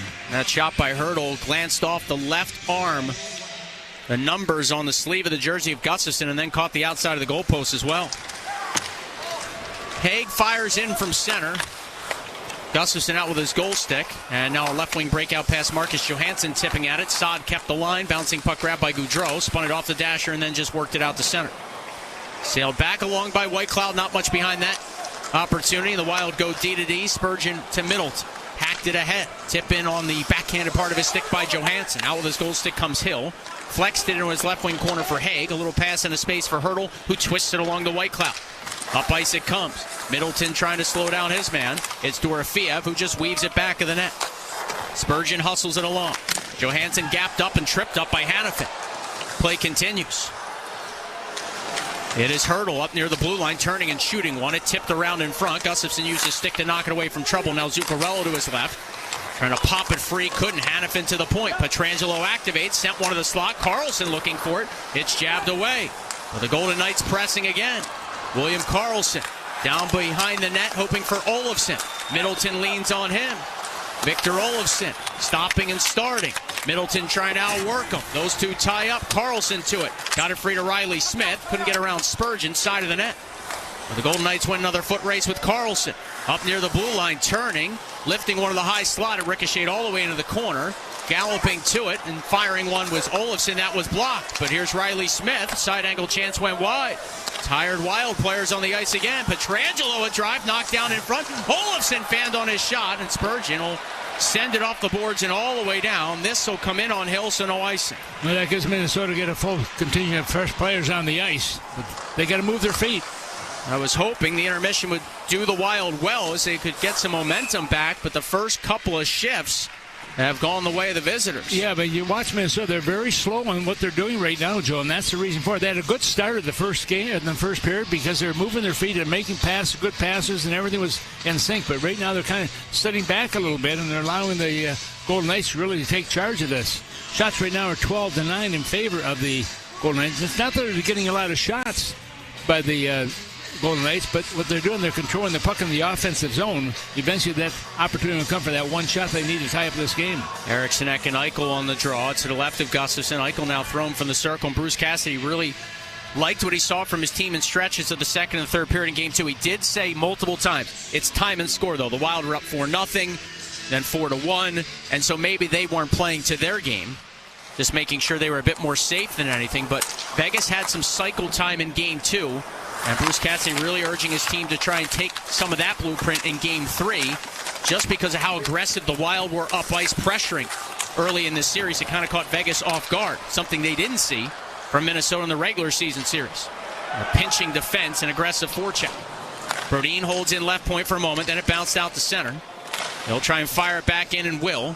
Whitecloud's got it for the Golden Knights defense. Zach Whitecloud lumbers ahead, hit the red line right side. Lifted it in. Faber to his right. Bouncing puck got away from him. Stone will play it all the way back near the point. It'll kick off the glass and find center. McNabb to Theodore. Shea Theodore, who had 50 assists in the regular season, missed some time with injury as well. Those 50 assists came in 67 regular season games to go along with his 7 goals. Colasar now behind the Wild net. Coming out right side, turning and shooting one. It chiseled wide. McNabb will pinch in. Lifted it down low as again Vegas tries to spend some offensive zone time. Faber bumped. Chiseled it free. Nothing there. Wall to the point. Kept in by Theodore. Backhand, forehand. Lasered it along. McNabb loads, waits, fires one. Blocked by Kaprizov and knocked the skate blade out of his boot. He's going to have to try to hobble to the Wild bench on one skate. And an icing call in Minnesota will give him a bit of a break. Yeah, absolutely. That blade comes out. It takes about 8 seconds for them to make that change. Also, Tony DeCosta, the head equipment guy out there, they all have a number of blades. So if these things happen, they can change them in a hurry. But it's not very much fun, especially when you're in the far corner. And all of a sudden, that shot hits your skate like that. The blade pops out. And that'll bring the faceoff on the ice call back deep to the Minnesota zone. In Game 2, Kaprizov not only had the 3 points and 4 shots, but he also had 4 blocks. This time of year, that's a big factor. Off the draw. A shot blocked here by Minnesota. Faber hobbles along. Yeah, that was Faber blocked that one. Ooh, that one hurt. Golden Knights trying to stretch it out here. Spurgeon racing off the bench to slow down Brandon Saad. Coming over to pick up the puck, Felino, run by Hurdle. Holding in was Hannafin. His chance knuckle to the left of Gustafsson. Backhanding it out to center ice Hartman. Grabbing it Nyquist. Crisscrossing with Felino. Gustav Nyquist in onside right wing boards. Shifted it around the wall. Felino jabbed it back that way. Nyquist knocked it down with his glove. Now Hurdle deep in his own zone. Hogtied by Felino. It's spun free for Hannafin to play it to Pietrangelo. And now it's Spurgeon and Saad to battle near the blue line. Stealing Felino. Found Nyquist in the slot. Waited. Wristed one. It was blocked by Hannafin. Pietrangelo to lose change. He'll wheel to his right and settle things down as the Wild and Golden Knights both look to get some fresh players on the ice. With just over 5.5 minutes gone by in the second period of Game 3. The Wild in front 2-1. Here's Eichel, fresh off the bench. Around the net of Philip Gustafsson. Jack Eichel. 94 points in the regular season. Feathered up top. Theodore shot blocked by Hartman. Barbashev to the carom. Off to Eichel. Left wing corner now at the hash marks. To the point McNabb over to Theodore for a drive. Kicked out by Gustafsson. It was tipped on the way by.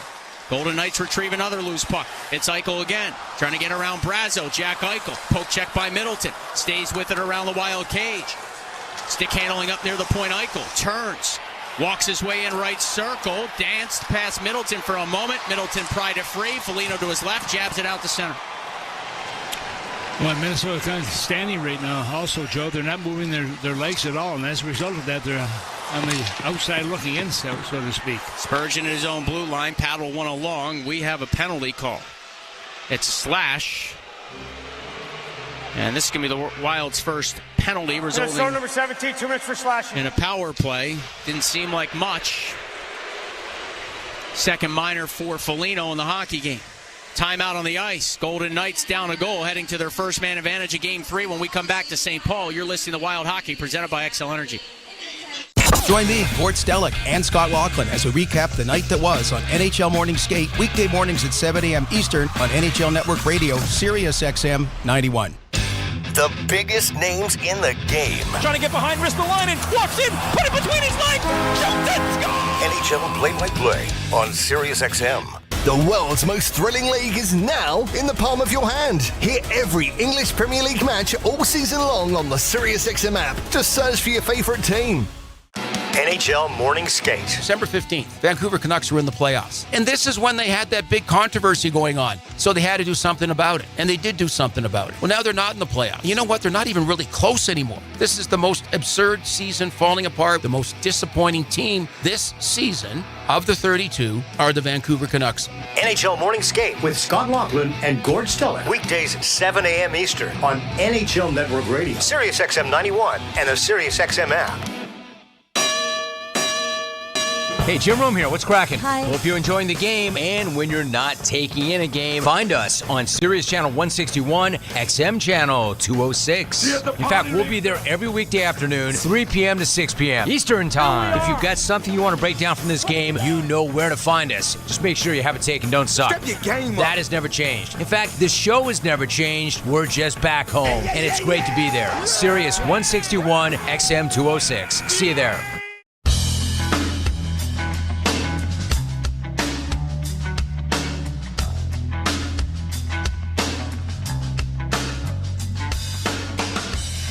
Felino in the penalty box right now in this last call. He's picked up 2 penalties in this period, both of those in this game. So right now the faceoff will be deep in the Minnesota zone to the right of Philip Gustafsson. Well, Knights power play, second best in the league in the regular season. They had 2 tries in game 1, one of them into the empty net to go 2 for 2 on the night. Here's Eichel, left wing, hash marks. Up top it comes Theodore, gave it right back. Jack Eichel, left circle, down low. Stone to the back post, sliding block by Middleton.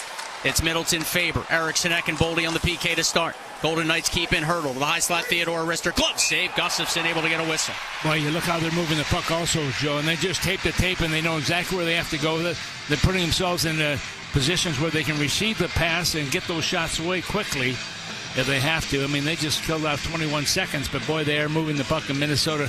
They've got to stay out of the penalty box. 4 forwards out for Vegas. Dorofeev at the right point across from Theodore. Hurdle and Eriksson on the draw, tie-up. A battle for it. Eriksson stashed it back. Faber hurried around, hoping for Middleton. It was a touch too far. Dorofeev bottled up by Baldi. Good poke check by Baldi. Dug it free, and Middleton bounces one all the way down. Yeah, smart move by Baldi also, using that long stick. He goes to the bench right now. First guy gets on the ice. John Hines has talked about it throughout the year, Tom. When the Wild share the puck on the PK, meaning sometimes make that little 5-foot pass, you have an easier chance to clear. Middleton poked one away from trouble in his own slot. Left wing corner. From his vantage point, the Golden Knights eventually come up with it. So it's Eichel feeding it up top. Dorofeev shakes with it. Johansson pressured for a moment. To the blue line now, Theodore. Rolls it to the left wing board. Stationed along the hash marks is Eichel. Back to Theodore, one-timer. Tipped off a body, went wide. Kicked off the end glass. Hurdle, hounded by Faber. Middleton closed on Stone. And an easy clear right wing side for Freddie Gaudreau. The Wild change again. Yeah, huge play by Middleton. And also allowed Minnesota's his teammate to get the puck and get it all the way down. 42 seconds left on the minor to Felino. From right to left on your radio dial. Theodore, a drop pass. Golden Knights changing on the fly. Eichel pushed it along Stone to Hannafin. Hannafin patrols the right circle. Now to the point for Hurdle. Back in the right wing corner. Hannafin handled it off the dasher. Bothered by Spurgeon. It comes back up top now. A left wing pass for Eichel. Back to the middle of the ice. Hannafin walking in with a wrister. Trapped by Gustafsson. Yeah, Gus been the difference certainly in this power play. Still 21 seconds to go with Felino in the penalty box. 2-1 Minnesota.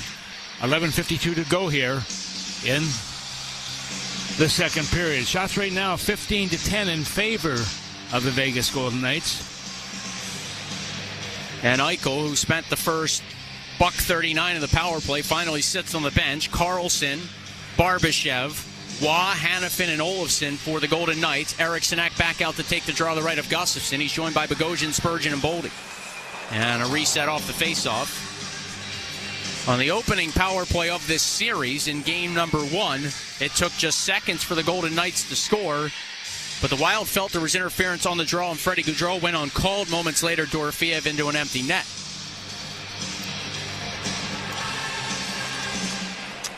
Off this tie-up, it's paddled to the point. Hanifin across the blue line. High slot of wrister. Just glanced off a body and ricocheted wide. It's Barbashev floating it past to Hanifin. That aerial feed knuckles out the center. Quick reset by the Golden Knights. Barbashev, Frisbee and one along. Swiped away by Baldi. Tossed to Spurgeon. Got it out the center. Out of the box is Felino. The Wild get their first successful PK of this series. They lead it 2-1. In the second period of Game 3, Pietrangelo fell down, muscled one to Waugh. He'll tap in for the chase down of Barbashev, who spins, hounded by Freddie Gaudreau. Barbashev rolled it to the left point. Haig, who can really shoot it, tried to dance around Felino, lost the puck. Gaudreau grabs it. He's pressured. He'll just spike it ahead to Baldi. Baldi over the offensive blue line right side. Matt Baldi stops at the goal line, looks for some help. Found Faber at the point. Now left side. Brodina's shot swallowed up by Hill. Yeah, Faber come in a little bit late. They're coming off the bench. They had to slow things down just a little bit. That power play by the Vegas Golden Knights had 2 shots to the netminder. That evens things up in that department. Both teams now with 2 shots with the man advantage. But the faceoff is going to be to the right of Aiden Hill, who has not seen a lot of action since the middle point of period number 1. Golden Knights in Game 3 scenarios, 11-5 all-time, 8-4 on the road in their Stanley Cup playoff history. The Wild 9-7, 7-5 on home ice. Minnesota win, tied 1-1 in a best-of-7. Is actually 3 series wins and 4 series lost. So they've been pretty good in a 1-1 series scenario, given their all-time playoff history, as Rossy sends one in, kick saved by Hill with traffic going that way. Nearing the midway point of regulation. Wild from left to right on your radio dial in the second. Holding in the point was Faber. Long shot, though, ricocheted off a body, kick back out to the neutral zone. Kaprizov stabbing it free, Zuccarello. It's Rossy, Kaprizov, and Zuccarello after the successful penalty kill for Minnesota. A lot of chemistry and time spent together between those 3 players, of course. Bouncing puck for Whitecloud at his own right circle. Skied it over the head of Rossy and out the center. Middleton hurries it to the right wing board. Spurgeon lofts it in off the glass. Hartman fresh off the Wild bench. Tried to dig it free for Kaprizov, but it rolled just past him, and Riley Smith will churn it the other way. Zuccarello angles it back as he got to a loose puck at center. Spurgeon up ice. Hartman frisbees it in. A bouncer that's grabbed by Whitecloud, trying to cut away from the pressure of Felino. Felino hounds Whitecloud and came up with the puck for a moment. Riley Smith, though, able to grab it then and at least get it out to center, where Felino will re-establish possession and turn it right back in. Yeah, Felino's always engaged. Riley Smith charging up ice for Vegas. Bogosian crashed into him and threw him into the glass, and the Wild clear back the other way. 9.5 minutes to go. Second period of Game 3. Wild 2, Golden Knights 1 here in St. Paul. Shea Theodore launches one ahead, tipped in by Colasar. Goes to the right of Gustafson. Bogosian hurried back for it. Avoided that hit from Colasar. Couldn't clear it out. Second try for Bogosian. Rolled it around his end wall. Here's Bouillon. Bumped by Waugh. Bouncing puck came out through the slot. Johansson knuckled it from trouble, and Bouillon just skips it out through the center ice area. It ends up in the benches. And a whistle here. Timeout on the ice. 9:07 to go. Second period. The Wild still with a 2-1 lead in Game 3. You're listening to Wild Hockey, presented by XL Energy. Buckle up for an unforgettable night when Rick Springfield brings the I Want My 80s tour to Treasure Island Resort and Casino. Relive the 80s with Jesse's Girl, Don't Talk to Strangers, and other Springfield classics, as well as hits from special guests John Waite, Wang Chung, and Paul Young. Come ready to rock when this all-star lineup hits the Treasure Island Amphitheater on Thursday, June 19th. Get your tickets at TICasino.com. Okay, everyone, what did you think of the chocolate bar? It's too chewy. Feels kind of chalky. Too much nougat. I need to go brush my teeth. Business is booming for Steph's small marketing research firm. After all these focus groups, there's only one conclusion. I need more researchers. And she's way too busy researching. Does this have peanuts? To waste time researching resumes. I need Indeed. Indeed you do. Put our matching platform to work so you can spend less time searching and more time connecting with talented candidates. Visit Indeed.com/credit and get $75 towards your first sponsored job. Terms and conditions apply. Stanley Cup scoreboard. We got a couple of finals, including in Ottawa. Game knotted at 2 apiece. They go to overtime, and Simon Benoit gets the overtime winner. Leafs lead that best-of-7 series 3-0. Nyes scores again for the Leafs. Austin Matthews with a goal and an assist as well. Panthers up 2-rip on the Lightning. They beat the Lightning tonight 2-0 in Tampa. And how about this one in progress? In St. Louis, the Blues lead the Jets 3-0 after 1 period of play. That is a shocker, to say the least. Back to Joe and Tom. I think I've seen that before, haven't I? 3-0 after 1 period? I think you're right. Well, right now the faceoff is going to be deep in the Minnesota zone to the left of Philip Gustafsson. 9:07 to go here in period number 2. Still 2-1 in favor of Minnesota, but they're playing with fire here. The shots right now 15-12 in favor of the Golden Knights, but Minnesota's got to get more action going, more puck movement, and going into that offensive zone. Top line on top line here. Eriksson Ek wins the draw back from Michael. Left wing side, Berdine bounces it out the center, just out of the reach of Pietrangelo, so icing waved off. Hannafin scurries back. Boldy bothers him. Boldy came up with the puck. Boldy in tight with a shot. He scores! Oh, Matt Boldy stripped the Golden Knights defense and lasered it in 3-1 Wild. And there's no place for the defenseman to hide on this one. Boldy just outsmarted him, outworked him. Got the puck and gave Minnesota that 2-goal lead once again. This coming at 11 minutes and 5 seconds. I mean, my goodness, what were they thinking? Icing was waved off, and they knew that. So it's not that they didn't catch them by surprise, but came in behind the net, and they just miscued on that one. Boldy was there to be the recipient after it was lost by Hannafin, and it's in the net. This one coming at 11 minutes and 5 seconds. He went back across the grain of the glove side after he snuck out over that left shoulder of Hill. Netminder down, wrist shot, back of the net. Yeah, once again, Boldy, he's involved in everything. He had an assist on the first goal by Kaprizov. He gets his own goal here. A man possessed so far in round 1. Matt Boldy, his 4th of the series. Golden Knights right back in the offensive zone. Spurgeon behind his own net. Had some trouble back there. Tries to leak out right side. Has to cut back behind the cage again. And backhand one off the glass and out through center. 11:05. Boldy alone. And 11:05 for the Wild. Johansson in the left wing corners. The Wild fly one in. So the 2-goal lead restored for Minnesota. Boldy had a helper on the first one. Another 2-point game here in this series. Here's Tomas Hertl navigating along for the Golden Knights. Jammed on the brakes just outside the right circle. Hertl surveys. Late help coming. Fresh defenseman off the bench. Whitecloud went right back to Hertl. Shot blocked by Gaudreau. Came free for Whitecloud. Fanned on it. And Johansson taps along Spurgeon outlets. Zuccarello, who scored in game 2, hits the red line and fires it in. Wild finish a change. Johansson won the battle against Dorofeev on the forecheck. It's twisted along on a second effort by Vegas. Eriksson Ek right back out there trying to pressure. Now Boldy with a little bit of a run at Hertl. Lasering home run pass by Whitecloud. Knuckles into the Wild zone. Bogosian quickly up right wing boards. Trenyon stepping over the blue line. Rolled it to Rossy. Rossy right circle a shot. Hill juggled it. Trenyon in the rebound. Jammed it back out in front. Rossy will reach for it. Plucked it up top. Bouillon. Back to Rossy. Snapping one. That pinball just wide off a couple of bodies to the right of Hill. Giveaway again by the Golden Knights. Trenyon to Rossy. Upended. Play continues. Whitecloud stapled to the glass on a heavy hit by Trenyon, the big Russian, and the Golden Knights will fire it out the center. Boy, the momentum shifts in this hockey game, Tom. Yeah, it really has shifted right now. Minnesota, that goal certainly has energized the Minnesota bench. Whitecloud rimmed it around. Riley Smith to William Karlsson. Full head of steam. Watched by Berdina. Drop pass. Hannafin left side. Olofsson a shot. Rose off a Faber stick. Kicks all the way out the center. Hartman's got it for the Wild. 2-on-2 rush. Hartman into the Golden Knights slot. And as he dropped it off, a whistle for offside. Offside, oh boy. That's too bad. It was a good barely hear the whistle. No, it was a good shift by Minnesota on that one. No question about it. Well, joining for Tom Reed's hotline following the second period as we talk Wild, the NHL, and Stanley Cup playoffs. Get involved in the conversation.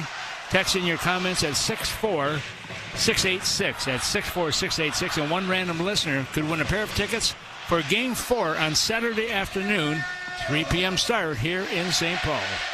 Tom, did you notice when Z Bouillon gets the puck on his stick in the offensive zone, 18,000 maniacs are telling him to shoot it.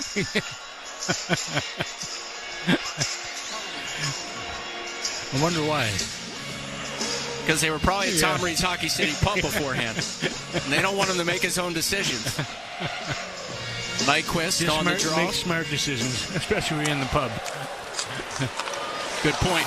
McNabb through the center ice area. Colasar plays it in. Gustafsson watches Faber come back. Now Brodin, left wing side. Good poise to connect with Felino. Across to the weak side D. Faber hits the red line. Blasts it in. Hayden Hill directed traffic. First man on the scene, the Wild's Nyquist. Golden Knights turn another puck over. Hartman hustled in front. It kicks to the left point. Brodin loads, fires. It blocked off the body of Colasar. Hit the netting.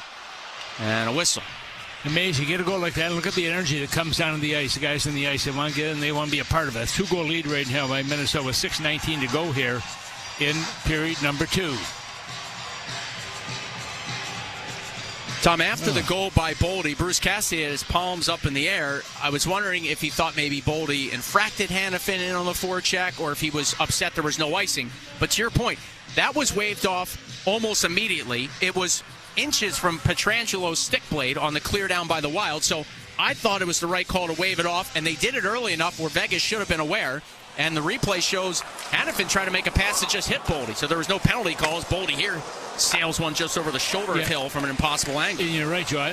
They knew it was no icing call, but they just slowed down. And that split second you slow down is when you're going to give up an opportunity, and it paid off dividends for Minnesota. Eriksson back covering for Middleton, who had pinched in. Eichel rims his puck in from center. Gustafsson shoves it off his glass. Hanifin tried to hustle in front, muted by Eriksson and tapped out the center ice by Baldi. Kaprizov nearly came free. Now a pass by Eriksson does find Baldi. After the Golden Knights had another puck in center ice, kind of give them some trouble. They were a little careless with the puck in Game 2, to say the least. It was talked about. Bruce Cassidy said they addressed it and kind of just thought really good players had a tough night. They've given some pucks away here in the second. It's Dorofeev off a steal with a shot. Must have glanced off Faber as that thing missed by a mile. Faber in his right wing corner. Wrapped up by Pavel Dorofeev. 5:20 left, second period. Haig pinches in, sent it behind the net. It bounced away from Dorofeev. He'll hustle to it, initiate contact on Brodin. Dorofeev keeps in, saucered it along to Haig, who spins it around behind the net, hoping for Eichel. Eichel coming out right side, Jack Eichel, dancing with the puck. Waiting, got it into the corner, a centering pass, ricocheted up top, Haig with a drive, and that's in the belly of Philip Gustafsson. Yeah, look how far out it is also from that goal line, right at the end of the blue paint area, but he makes a save on that one, and that will get the stoppage to play him a chance to scrape up the ice. 5 minutes to go, period 2, game number 3. The Wild leading the Golden Knights 3-1 here at home. You're listening to Wild Hockey, presented by XL Energy. So, after you lift weights, your body keeps burning calories for hours post-workout. Oh, like a BMO Savings Builder account. What? With BMO, I can get a reward every month I save. So, you're getting an extra reward for the work you've already done? Exactly. Plus, BMO gave me a cash bonus when I opened a checking account. That's a flex. This is a flex. Check out these pythons. Pump up your savings with BMO. Conditions apply. Learn more at BMO.com/kickstart. Accounts are subject to approval and are provided in the United States by BMO Bank N.A. Member FDIC. BMO. At the Home Depot, we know the world is a messy place. Keeping it clean takes science. That's why businesses everywhere have long trusted cleaning products from Ecolab to take on the toughest messes. And now, that level of clean is available for your home. Introducing Ecolab Scientific Clean, a full line of professional-grade cleaning products for all your home's needs, so you can clean like you mean business. Now available exclusively at the Home Depot. How doers get more done. Cub has everything you need. Fresh food, big savings, and your family's favorites, all in one stop. No running around, just one trip and you're done. This week, get Driscoll's Raspberries, 6-ounce packages, 2 for $5 with My Cub Rewards. Holstone Farms center-cut boneless pork chops, value pack, $2.99 per pound. And Armor meatballs in select sizes are $3.99. Grab these deals and more at Cub, your one-stop shop. See store for details.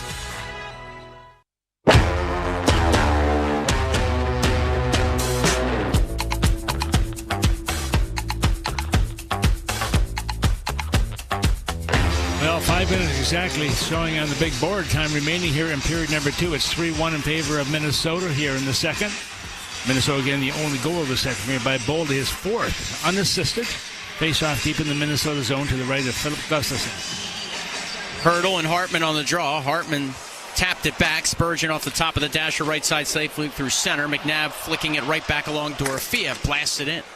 Gustafsson looks to his right as the captain, Jared Spurgeon, swung it along to Middleton.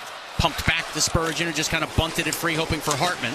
He's tied up by Hurdle. Puck came free for Saad, who couldn't gather, but Brady McNabb keeps in at the right point. A shot by Theodore. Glances off something in front and caught the netting behind Philip Gustafsson. Well, the best way to secure your seat for the 2025 Stanley Cup playoffs is by becoming a season ticket member. Members only also will receive exclusive price tickets. So you can join the family today. Our team is ready to assist you. Just text or call forever to 651-222-9453. Game 4 is here on Saturday afternoon. 3:15 puck drop, my understanding. Extra day off before Game 5 back in Vegas at T-Mobile Arena on Tuesday. That time has yet to be announced, the game time. Berdine soars ahead out the center off the defensive zone draw. Pietrangelo fell down. Baldi trying to hunt it down. Hill got his goal stick on it. Baldi batted that down. The Golden Knights at least come out unscathed for a moment. As Eichel tries to race ahead, Jack Eichel. Watched by Brodin, a right circle shot, kick save Gustafsson. Baldi got to the rebound, punched it back for Brodin, who reversed back to Baldi. In his left wing corner, laser defeat ahead that ricocheted free for Eriksson Ek.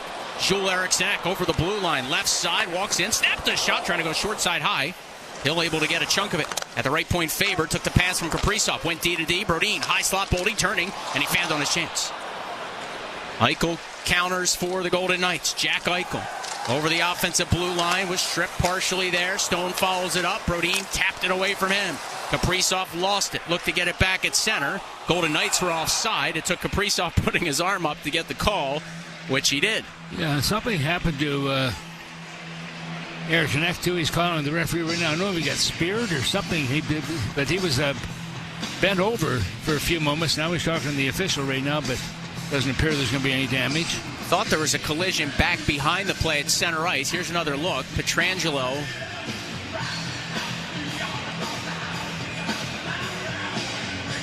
just kind of got tied up with Eriksson Ek, it looked like, and Eriksson Ek was, you're right, doubled over. Yeah. Well, anytime he's hobbled, you know he's one of the toughest customers on the roster, but you hate to see him when he's in pain because you never know what that'll mean long term or in the interim, of course. Face off at center, Golden Knights win it. Theodore dumps it in. In his right wing corner, Zach Bogosian, a little tap pass to Johansson. Filter along for Zuccarello to just push out the center. Golden Knights steer it back in. Gustafsson sets it up on a tee for Bogosian. With under 3.5 minutes to go in the second period, a crucial time to say the least for the Wild, leading by 2 here in Game 3. They'd love to get to intermission with a multi-goal advantage. Golden Knights trying to come ahead. Theodore up for Carlson. Swung along for Riley Smith. Barely onside. Lifted the Wild slot. Booyam cut it off. Able to just steer it away from immediate trouble. Theodore at the point. Worked it free. Olofsson's wrister block. Carlson to it. Back off to Olofsson. Booyam hounding him. Victor Olofsson. And then a pass to a vacated point by the Golden Knights sends them packing back in their own zone. Both teams look to change. Yeah, and you watch Booyam out here also. This is a young kid. He's got a lot of growing to do. Here's a breakaway. Howden off a bad change. He hit the goal post. Brett Howden to his own rebound. Up through the high slot. Firing one. Shoulder save Gustafsson. Middleton pokes ahead and got it out to center. Boy, that was a line change where the Wild got caught, and we've seen that from them. For whatever reason, a lot down the end of the regular season in the playoffs, getting caught on changes. But Howden snuck it partially through Gustafsson. The goaltender got a chunk of it, hit the goalpost and stayed out. Spurgeon then hit hard as he skied ahead. Trenyon goes to work offensive zone. He's being held by Whitecloud. Penalty call coming. Yakov Trenyon won the battle, got the Brazo. Sent down low for Rossy. Delayed call coming on the Golden Knights with 2:10 to go in the frame. Trenyon just feeds it out to center. Middleton to reset as Gustafsson's gone to the bench for the extra attacker. Yeah, and you got the extra guy on the ice right now. Middleton will go all the way back behind his own net and hand the puck to Kirill Kaprizov. Kaprizov swings it along the Baldi, lost it for a moment, regathered, taps in through one of the back posts. It tipped in off White Cloud and ended up in the glove of Aiden Hill. Now, Gumpers used to say the most important guys on the edge are the defensemen because so often they make those tip-ins right by me. So you got to watch those, that's for sure. Wow. Vegas, number 2. 2 minutes for holding. Now, that was Trenyon, just battle through here. And as a result of that, Minnesota will go back on the power play. This penalty being called at 18 minutes and 11 seconds of the second. As Zach Whitecloud goes to the box for the first time this series. Golden Knights have taken a lot of penalties from their defense through the 3 games. Again, not a lot of minors overall, but when they've gone to the bench, it's been their blue line the majority of the time. So, minute 49 left, second period. The Wild 3, the Golden Knights 1. The Wild on a power play 1 for 2 in the contest. Eric Sinek got some help on the draw. Comes to Baldi for a drive. Kick save Hill with his left pad on that right circle one-timer. And Mark Stone fires the rebound down. Gustafson leaves it for Z. Bouillon. 19 years of age, the former first-round pick from last year's draft. He'll pluck it along off the right wing boards. Baldi. Try to hammer it rink wide. It got away from Zuccarello. Comes in on Hill. Left there for Pietrangelo. Waiting for it, left point Bouillon. Pressured by Eichel, so he stashed it along Kaprizov. Rink wide pass for Baldi. It was tipped. He'll gather off the right wing board. Spinning at the hash marks Baldi. Handed up top Bouillon. Hurried along to Zuccarello. Back up top to center point. Bouillon walks through the high slot. Gave it back to Zuccarello. Fumbled it. Lifted it in front. It was batted around and tipped along by Stone. Good foot speed of Bouillon. Held in for a moment. And then Eichel did get it through center. Last minute, second period. Lifted back in by Zuccarello. The Golden Knights eventually find this puck. Pietrangelo's clearing attempt up the middle of the ice at Eriksson Ek. Kaprizov races to it. Pivoted outside the left circle. Dance past some trouble. Fired one. Knocked down in front. And the rebound jammed just wide. Eriksson Ek to Baldi. Closed on quickly by Eichel and McNabb to the loose puck. Feathers it down. Boy, Minnesota moving the puck very well. Once again, Baldi having a very strong game for this team. Line changes by both sides. Rossy swings it back. Bouillon still out there. Feeding it to Hartman. Lift it back. A bouncing puck got away from Kaprizov. 25 to go in the frame. Power play would carry over for a handful of seconds if needed. Hartman's pass at center nearly stolen. Rossy carries the Wild back in. Forced it to Hartman. Trying to jab it in the corner with 15 to go in the frame. Rossy worked it along Kaprizov. Connecting with Hartman, who peels outside the left circle. Hartman to Gustav Nyquist. He'll feed Bouillon. Down to the bottom of the left circle now Kaprizov. Fired a side angle shot. Hill fought it off. 3 to go in the frame. Looking at the clock, Hartman will hurry one in front. They score! It's Kaprizov in the dying seconds of period 2. And a huge goal for the Wild. They've got a 4-1 lead. And the clock right now showing all zeros, but the puck was in the net before it went to zeros. That's what I was watching. There's about 0.2 of a second remaining before that. Minnesota's done that so many times this year, Joe. We've seen it where that puck goes into the net just at the very last couple of seconds, and Minnesota will get credit for this one. And a huge goal for the Wild. That making it a 4-1. This goal will probably be 1959 or 58, whatever it is. It's in the net for Minnesota. 2 goals in this period. The only 2 by the Wild. Tom, what a play from Ryan Hartman. He looked up at the video board as he went to retrieve the loose puck to the left of Hill.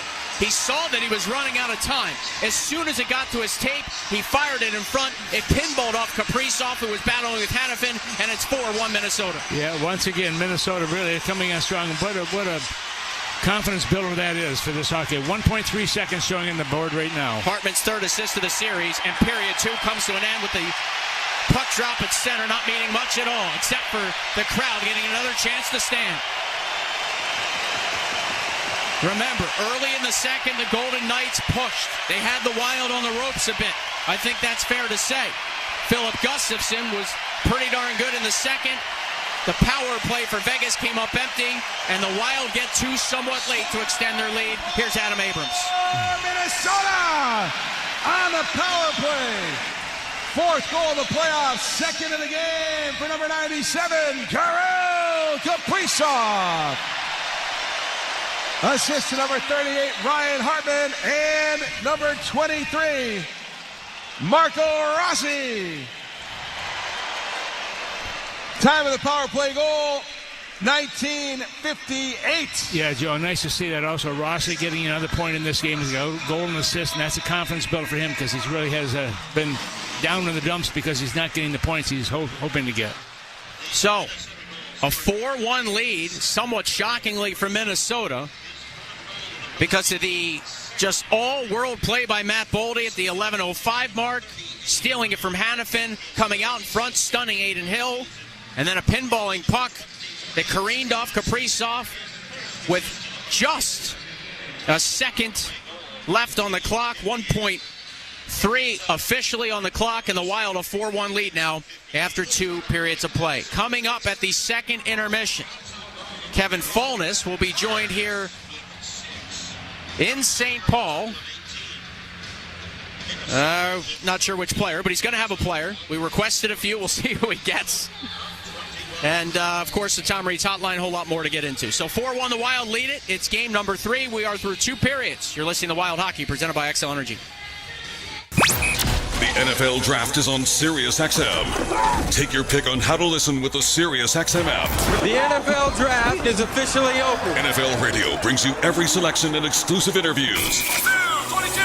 Hear insights from the experts that covered the players in college on SiriusXM College Sports Radio. Fantasy Sports Radio forecasts their fantasy football impact. And get instant reaction on Mad Dog Sports Radio.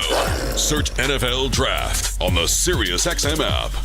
NHL Morning Skate. December 15th, Vancouver Canucks were in the playoffs. And this is when they had that big controversy going on. So they had to do something about it. And they did do something about it. Well, now they're not in the playoffs. You know what? They're not even really close anymore. This is the most absurd season falling apart. The most disappointing team this season of the 32 are the Vancouver Canucks. NHL Morning Skate with Scott Laughlin and Gord Stellick. Weekdays 7 a.m. Eastern on NHL Network Radio, SiriusXM 91, and the SiriusXM app.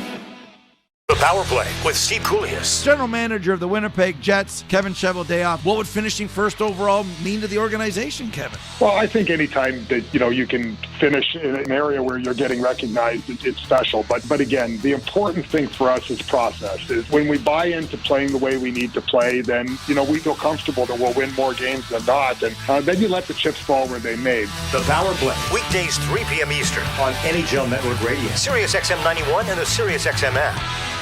It's soccer's most thrilling league. Only the Premier League can make you feel like this. And now every match is on the SiriusXM app. Can you believe it? From the title race. This is remarkable. Keeps this title charge on track, surely. To the relegation fight. The impossible may still be possible. Hear every English Premier League match on SiriusXM FC 157 and the SiriusXM app. Just search for your favorite club. Join me, Gord Stellick, and Scott Laughlin as we recap the night that was on NHL Morning Skate, weekday mornings at 7 a.m. Eastern on NHL Network Radio, SiriusXM 91. The biggest names in the game. Trying to get behind Ristolainen, walks in, put it between his legs, shoots it, score! NHL play-by-play on SiriusXM. The world's most thrilling league is now in the palm of your hand. Hear every English Premier League match all season long on the SiriusXM app. Just search for your favorite team. The best hockey lives here. Burns gets it back, stick handles to the backhand, moves in front, score! NHL play-by-play on SiriusXM. Hockey lives here. Suzuki sweeps it. There's a chance. Rebound, Caulfield shoots and scores. NHL play-by-play on SiriusXM. Join me, Scott Laughlin, and Gord Stellick, along with former NHLer Mike Johnson for NHL Morning Skate, weekday morning, 7 a.m. Eastern on NHL Network Radio, SiriusXM 91.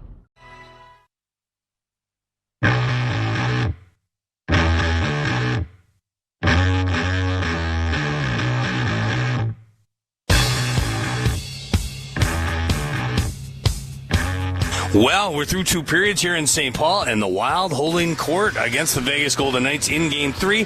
They lead 4-1 after 40 minutes play with Wild forward Freddie Gaudreau. I mean, I know they've had their pushes, especially in that second period, Freddie, but it feels like you guys are not only keeping them at arm's length, but getting that timely goal scoring. What have you thought through the first 2 periods?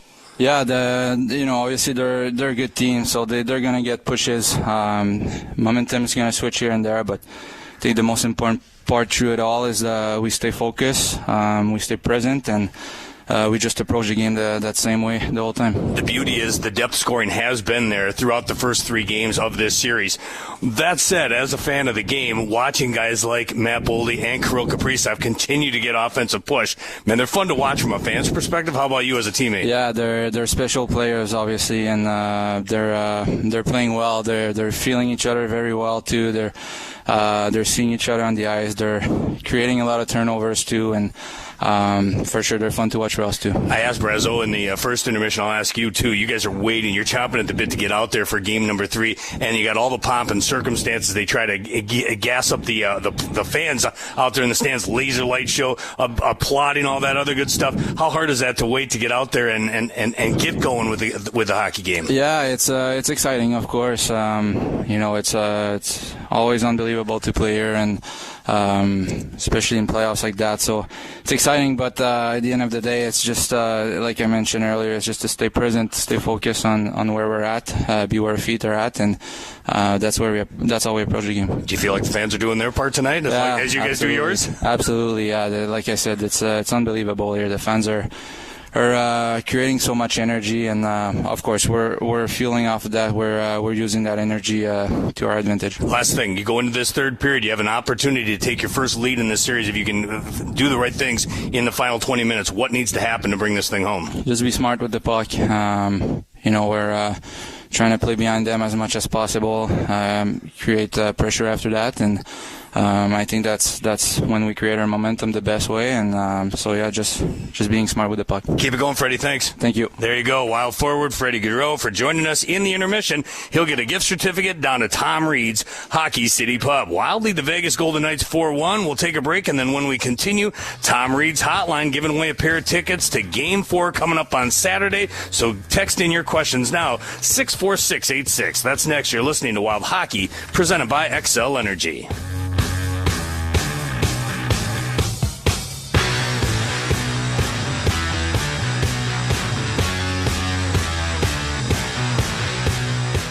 Jelly Roll, Dylan Scott, Dasha, Luke Combs, and more will light up the desert at Stagecoach 2025 all weekend. SiriusXM takes you there with live performances and all the action backstage. Starting tomorrow, 4 p.m. Eastern, 1 Pacific, with the Music Row Happy Hour live from the festival grounds. Stagecoach 2025 all weekend. Exclusively on the highway. Channel 56. And at home with SiriusXM on your phone, computer, Alexa, TV, or other internet-connected devices.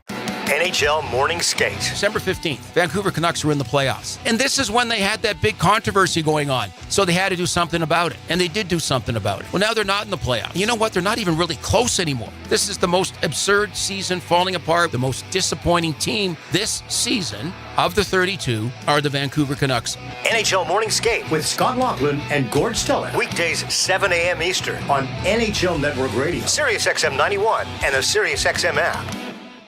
The Power Play with Steve Koulias. General manager of the Winnipeg Jets, Kevin Cheveldayoff. What would finishing first overall mean to the organization, Kevin? Well, I think anytime that you can finish in an area where you're getting recognized, it's special. But again, the important thing for us is process. Is when we buy into playing the way we need to play, then we feel comfortable that we'll win more games than not, and then you let the chips fall where they may. The Power Play, weekdays 3 p.m. Eastern on NHL Network Radio, SiriusXM 91, and the SiriusXM app.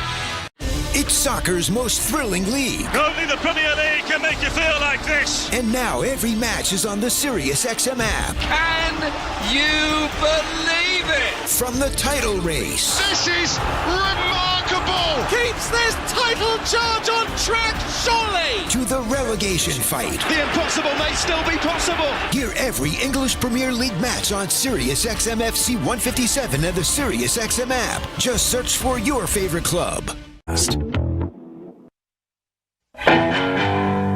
It's time for Tom Reed's Hotline. Text in your comments or questions to 64686. You can win fabulous prizes, including dinner at Tom Reed's Hockey City Pub or wild tickets to a future game.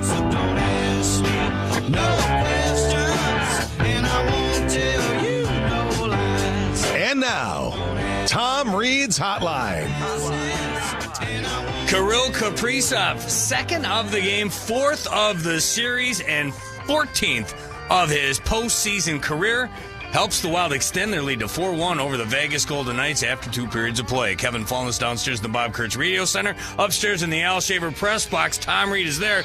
Tom, I just talked to Freddie Gaudreau about withstanding some of the pushes that the Vegas Golden Knights have, because they did at the end of the first and the start of the second. Vegas was pushing pretty hard, but boy, did the Wild get that timely scoring, and it feels like they're taking control here shortly. Well, they have, but it can turn in a hurry also. I mean, you've got a 4-1 lead here right now. 3 goals can be, and we've seen it before, Kevin, what can happen in a hurry with a team. But Minnesota just has to stay the course, be smart with the puck, move the puck. They don't need more goals. Where they have to make sure that they're playing a very solid defensive system as well. You don't want to just open the door and let the opposition come in there. But Minnesota's got to find a way. They've been very good for the most part of this game. I mean, there's always going to be some down spots for any team. But Wild right now have done exactly what they need to do, and that's to get that lead here going in the third. Let's jump to some questions. Start with Josh in Fergus Falls. Marco Rossy on the board. How good is this for his confidence? It's really good. You're absolutely right, because this is a game of confidence. I don't care if you're a goalie, a defenseman, or forward.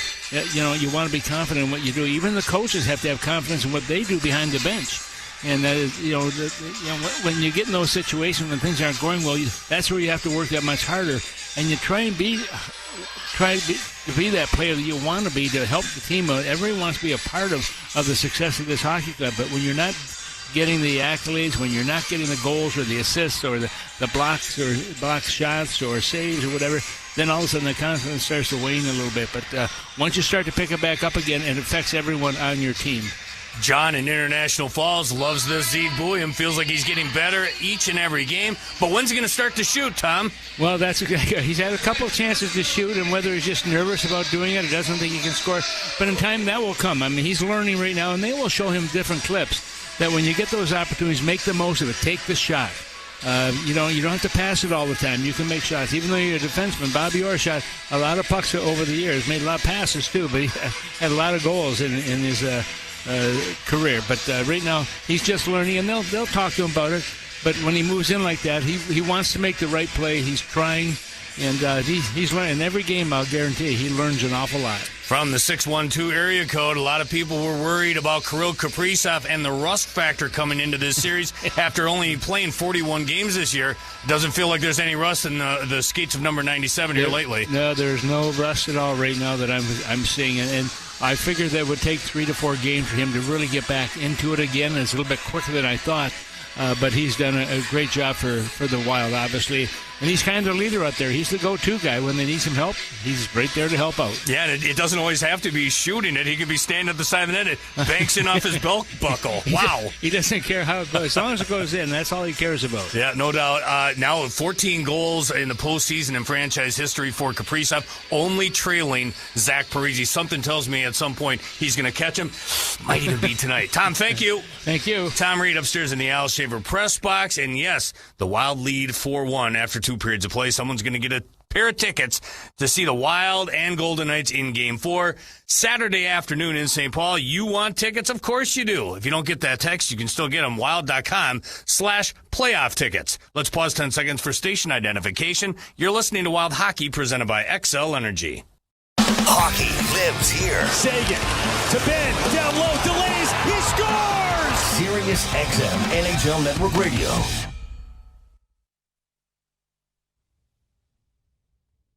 Kaprizov and Rossy in the first, Baldi and Kaprizov in the second. Wild have built themselves up a 4-1 lead after 40 minutes of play.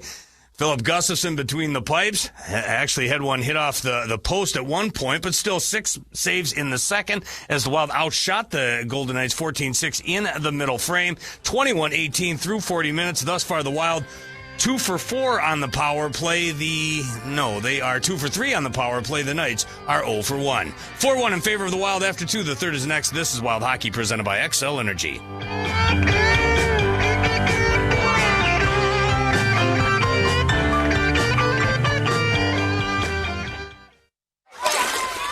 Take the leap. Make a splash. You want to keep up with your granddaughter. After all, she keeps you young. And a sore knee, back, or shoulder doesn't have to take that away.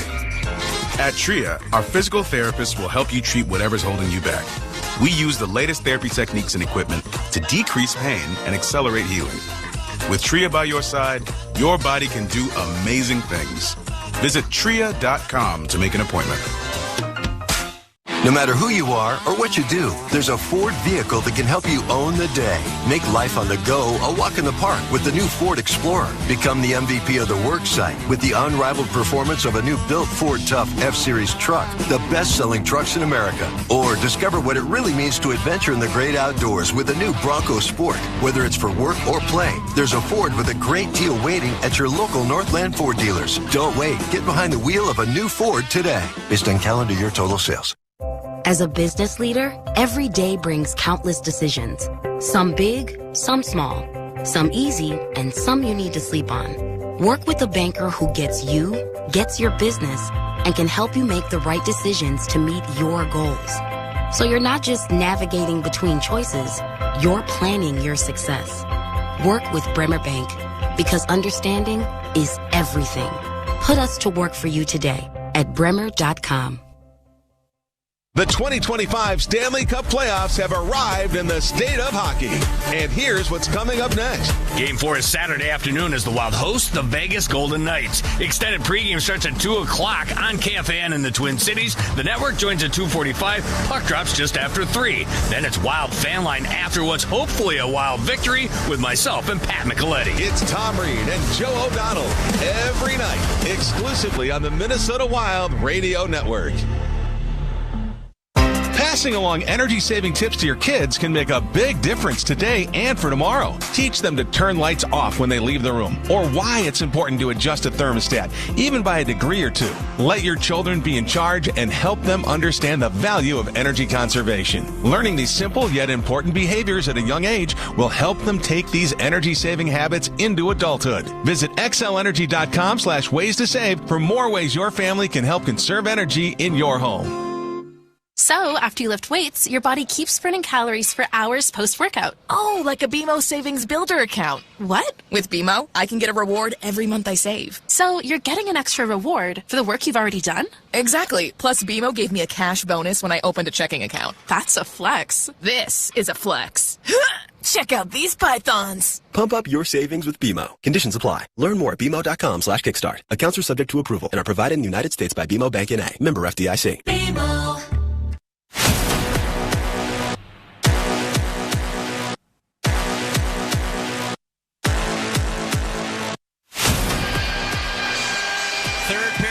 Game 3, the Wild 4, the Golden Knights 1. We have a goaltending change. The visiting Vegas Golden Knights putting Akira Schmid in. Schmid has some Stanley Cup playoff experience, as we referenced back in Game 2 with the New Jersey Devils. In 2023, he was 4-0 in 9 games played. Schmid appeared in 4 games down the stretch in the regular season for Vegas. Is testing him right off the hop, Eriksson Ek with a wrister, and that's in the glove of Akira Schmid. And that's what you want to do right away also, Joe. Get the shots to the net right away. Make them feel a little bit nervous out there. Of course, that first shot is an important shot coming in there. He doesn't want it to be too difficult, and that was not a real difficult save for him, but he makes the save on that one, and that'll keep the faceoff deep in the Vegas zone. Schmid, just 24 years of age, from Bern, Switzerland. Big goaltender at 6'5". Wild from right to left on your radio dial in the third. Golden Knights from left to right. Minnesota with a 3-goal advantage. Stunning in some fashions, to say the least. Brodin left side, handed along. Zuccarello got it up, not out. And yes, he did actually clear the line. White Cloud couldn't keep in, and so offside with 26 seconds played in the third. Yeah, and from a player standpoint, when you make a goalie change, why is it being made first of all? Is it because the goaltender Hill was bad? No, it's because he's just trying to jack up the team a little bit and maybe give Hill a little bit of a rest. And we'll see if that is going to work for them. But right now they're down by 3 goals with 19:34 to go here in the third. The Wild with a series high from their perspective, 14 second period shots. In Game 1 they had just 21 total. They just got 14 in the second of Game 3. And a 2-period total of 21. Golden Knights just 6 second period shots, game total of 18. Again, the Wild from right to left on your radio dial. See what the Golden Knights have. Very experienced team. 6 skaters from more than 100 games of Stanley Cup playoff experience. That was before this series started. And a slew of returning members from the championship team in 2023. Johansson cleared up, not out. Second effort, forced at the center. Zuccarello plays it back that way. Johansson bursts in. Trying to get around Shea Theodore, left wing side, a chance. Tipped by McNabb high and wide. Johansson took a healthy hit along the boards end and gets up slowly. A bit of a leg-on-leg collision along the dasher. And he's a touch hobbled as the puck ended up in the netting. I tell you, the thing that takes away that pain also is just winning. Winning takes away a lot of the pain. When you lose and you're hurt, that really stings. But right now, Minnesota has done a good job. Early on, they have to continue to do that. Winning the draws really would help with Minnesota also. That has not been one of their strong points this year. Golden Knights winning 56% of the faceoffs through 2 periods. Tom, what's important for each team in the third? Let's start with Minnesota. Well, Minnesota just has to play their game. They have to continue to play what got them to where they are right now. They don't want to sit back a little bit. They don't want to take unnecessary chances. Got to be smart with the puck. I mean, managing the puck is critical. Yeah, they haven't given the Golden Knights much easy offense in this series. That was a key for them going in. The power play tonight for Minnesota, 2 out of 3. Waugh lost it at center. Nyquist paddles it back the other way. Polisar charges in over the blue line right side, dropped it to Waugh, return pass, tipped, came back to Nick Waugh, feed center point, Haga shot, that caught the glass. Getting to it, Hartman, left wing corner, chucked it along Felino, trying to bat it out. After 40 minutes in Game 1, it was 2-1 Vegas. After 40 minutes in Game 2, it was 4-1 Minnesota. And that's where we are right now in Game 3. Early stages of the third. Both teams have just finished a change. Victor Olofsson shy of the red line, floated one along, tipped around by Carlson, rescued by the Wild's Brodin, up ice for a tip-in by Hartman. Schmidt out with his goal stick, left it for Pietrangelo, whose pass got out to center. Brodin found Rossy, punched along for Faber, got away from some pressure, skating backwards through his own blue line, and then got it back to Brodin, who lifts it ahead. Justin Brazeau comes up with this puck. Just swung it down low. Trenyon was looking the wrong way. He'll pressure up ice. How about for Vegas, Tom? What's their approach? Their approach right now, they've got to go for it. They have got to get the puck, and they've got to get in the offensive zone, but they've got to make the pass, and they've got to move their feet. They've got to somehow get into that offensive area and get some shots on net. Right now, they're just Minnesota's done a nice job of calling everything from their blue line, from Minnesota's blue line to the opposite end. Trenyon on the forecheck, dug one free. Spurgeon right side, paddled it back. Eriksson fresh off the bench. Cut past the check left circle. Handed it back to Middleton.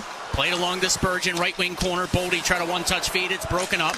At the blue line right side, Spurgeon pounds it down low.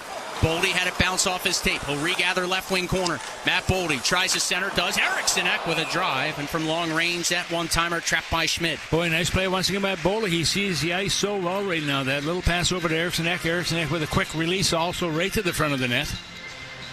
But it was Schmidt who made it a save on that one. 6'5", 190-pounder, 24 years of age, along with 346 days.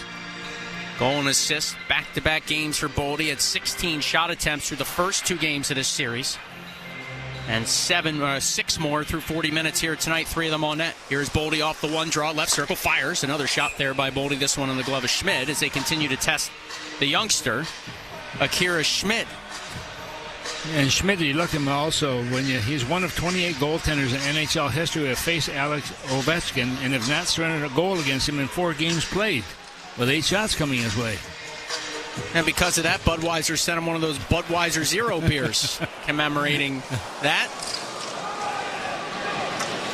I'd like to get one of those myself. Well, you didn't give up a goal to Ovechkin. I mean, I don't see why not. I will if they want me to. Here's Brodin inside his own slot. Around the net of Gustafsson. A little stop and go move. Stone pressures. They go to the corner. Brodin poking it free. Baldi jabbed at it. Eichel kept in, but his pass comes out the center as Theodore kind of bailed out. It's over 3.5 minutes gone by, third period. Baldi deep in his own zone, just squeezes it ahead. Kaprizov picks it up. Shoves it along. Back-to-back 2-goal games in this series for Kirill Kaprizov. Dorofeev now rolls it around. Eriksson blew a tire on the forecheck. Some room here for White Cloud. He'll feather it to Dorofeev, trying to cut through the Wild slot. Middleton and Spurgeon converge to break it up, but we've got a penalty call. It's going to be a slash, I believe, on Dorofeev, meaning the Wild slashed him. And Minnesota will be short. Well, that's not what you want to do. You don't want to take unnecessary penalties. Here's the call. Minnesota penalty number 97, 2 minutes slashing. Kaprizov's heading to the bench. I don't even think he knows the penalty's on him. He just grabbed his jersey and kind of looked around at the officials like, me?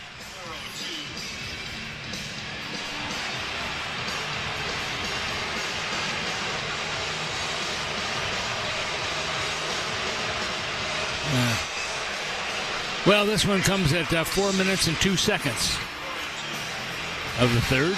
Golden Knights get their second power play here of Game 3. The Wild a 4-1 lead early stages of the third here on home ice. Game 4 is Saturday afternoon back here in St. Paul. By the way, the Golden Knights, you got to go back to April 1st and April 3rd. Last time they dropped back-to-back games. They ended the regular season despite a lot of their regulars in and out due to illness, rest, and injury. On a roll, they finished with 50 wins on the year. And then took Game 1, of course. Hanifin center point to Eichel left circle. Eichel at the top of the circle, down low, Stone jams one across the goal mouth, nothing there. And the Wild chop it down in the form of Baldi. Good play by Baldi. I mean, he can play penalty killing, power play, regular shift. Regular season, the Golden Knights lost in regulation on the road just 13 times. Tied with the Wild, the Caps, and the Maple Leafs for the fewest in the NHL. As Eichel off the rush with one that caught the glass. The Wild were much better down the stretch here at home than the start of the year, 11-5-1 in their last 17. Eichel left wing boards. With a hat trick in this building in the regular season. Will feed center point, Hanifin. Hands it back to Eichel. Watched by Faber. Back up top. Hanifin a drive blocked. Eriksson got his skates in the lane. Baldi to lose puck. Chisels it all the way down. Baldi just taking his time. A good patience when he gets the puck down. He only has a split second to make that decision, but he does a great job of getting it all the way down. Halfway home on the minor to Kaprizov, who sits for slashing. Golden Knights power play with a drop pass. Eichel labeled it along Stone. Filters it back. Hanifin at the right point. Skates across the blue line. Noah Hanifin. Finds Pavel Dorofeev, try to go short side high. The glove of Gustafsson able to swallow up that wrister. Well, you watch Gusto when he just puts himself almost like he's right over top of it, that you can't get that puck away from him. And he's done a great job all season long of doing that. Minnesota's still shorthanded for another 46 seconds with Kaprizov in the penalty box. Golden Knights are going to use their timeout, Tom. Well, and I'm not saying it's a good or bad move, but if you want to talk about just showing the desperation for Vegas. Yep. There's 14 minutes left. They have 46 seconds left on the power play, and they want their top guys out there. They're going to talk things over. Yeah, but what this also is, it gives Minnesota a chance to rest their defensive guys, too, the guys they want on the ice. Yeah, Dorofeev has been out for the lion's share of the power play, a minute 34 seconds, his current shift, and then about $1.15 for Hertl, Hanifin, Eichel, and Stone, and they get a little breather. And a chance to talk it over on the bench. Maybe seeing something on the PK that they didn't expect and trying to make an adjustment on the fly. Yeah. Well, Saturday afternoon, the Wild and the Golden Knights will face off at Game 4. The extended pregame coverage will start at 2 p.m. in the Twin Cities on KFAN. The network joins at 2:45, and the puck will drop just after 3. That's followed by the return of Wild Fan Line. Feels like it's been an eternity since Wild Fan Line. That's a chance for you, the fan, to get it off your chest, good or bad. That comes your way after the game Saturday. Off the face-off, Hanifin through the high slot to the right side. Dorofeev a drive. Off the mask and the upper body of Gustafsson. The rebound crunched down by Middleton, left wing corner. Boy, Gus just read that perfectly once again. He had to go from his right to his left. Got right in front of it. And to shake the cobwebs a bit, as the Golden Knights re-attack through center. Hanifin a drop pass. Jack Eichel carries over the blue line, trying to get around Baldi. Eichel right wing wall, jammed it off the end wall. It's going to kick all the way free for Eriksson to just power it down. It actually hit the linesman. Careen nicely for Baldi, and he'll pitch it in from center. A dozen seconds for now. Kaprizov's out of the box. Almost 6 minutes play in the third. Ton of time to go. The Wild leading the Golden Knights 4-1 in Game 3. Eichel over the blue line to Mark Stone through the high slot. Send it to Hanifin. Right circle. Backdoor pass tipped by Johansson. Rescued by Eichel, left wing wall. Penalty is over. A backdoor pass for Hertl from Stone went awry. Johansson to it. Fights his way out the center and then just tapped ahead softly into the Golden Knights' end. So each team changes on the fly. Wild PK, a much needed 2 for 2. Shea Theodore to the right wing boards. Carlson rims it in. Faber to his right, tips it along. Hartman grabs it and just pokes it out the center. Bouncing puck grabbed by Zuccarello, rolled along Kaprizov. He'll sky it towards the Golden Knights slot. Vegas breaks this up. Pietrangelo just offers it out the center. Faber scurries to it. Poked it ahead. Zuccarello was hooked, but an icing call anyway. And Zuccarello doesn't like that. I mean, how's he supposed to tip the puck when his stick's being hooked by the opponent? So that'll bring the faceoff back deep in the Minnesota zone to the right of Gustafsson, who's been a strength for Minnesota all season long for the most part. Marcus Johansson not on the Wild bench after that check along the boards to the right of Schmidt earlier in the third period. I mean, did we think the Wild could possibly go 3 games without a player getting injured, Tom? Oh, boy. I say it in jest, of course, but it was the reality for most of the regular season. If Pietrangelo keeps in, wheels to his right, flicks it down behind the net looking for Riley Smith, who was closed on by Brodin. Now Brodin left wing corner, guides it along Zuccarello, outletting for Kaprizov. The puck bounced away. Theodore hustles to it. Kaprizov got his stick in that lane. It ends up in the Golden Knights bench, and a timeout here with 12:54 to go in regulation. The Wild lead Game 3 over the visiting Vegas Golden Knights. It's 3-1 Minnesota. You're listening to Wild Hockey, presented by XL Energy. NFL Commissioner Roger Goodell joined us at the 2025 NFL Draft. The game evolves, so let's just start with the kickoff. What we achieved last year, I think, was obviously a different structure. Moving it out to the 35 on a touchback, when you look at the analytics and coaches, and Andy Reid told me this, if it was at 35, I would be kicking it into the kicking zone. And that's what I think is going to happen. We believe it'll go up significantly. Sirius XM NFL Radio Channel 88 and on the Sirius XM app. NHL Morning Skate. December 15th, Vancouver Canucks were in the playoffs. And this is when they had that big controversy going on. So they had to do something about it. And they did do something about it. Well, now they're not in the playoffs. You know what? They're not even really close anymore. This is the most absurd season falling apart. The most disappointing team this season of the 32 are the Vancouver Canucks. NHL Morning Skate with Scott Laughlin and Gord Stellick. Weekdays 7 a.m. Eastern on NHL Network Radio, Sirius XM 91, and the Sirius XM app. The Power Play with Steve Koulias. General manager of the Winnipeg Jets, Kevin Cheveldayoff. What would finishing first overall mean to the organization, Kevin? Well, I think anytime that, you can finish in an area where you're getting recognized, it's special. But again, the important thing for us is process. Is when we buy into playing the way we need to play, then, we feel comfortable that we'll win more games than not. And then you let the chips fall where they may. The Power Play, weekdays 3 p.m. Eastern on NHL Network Radio, Sirius XM 91, and the Sirius XM app.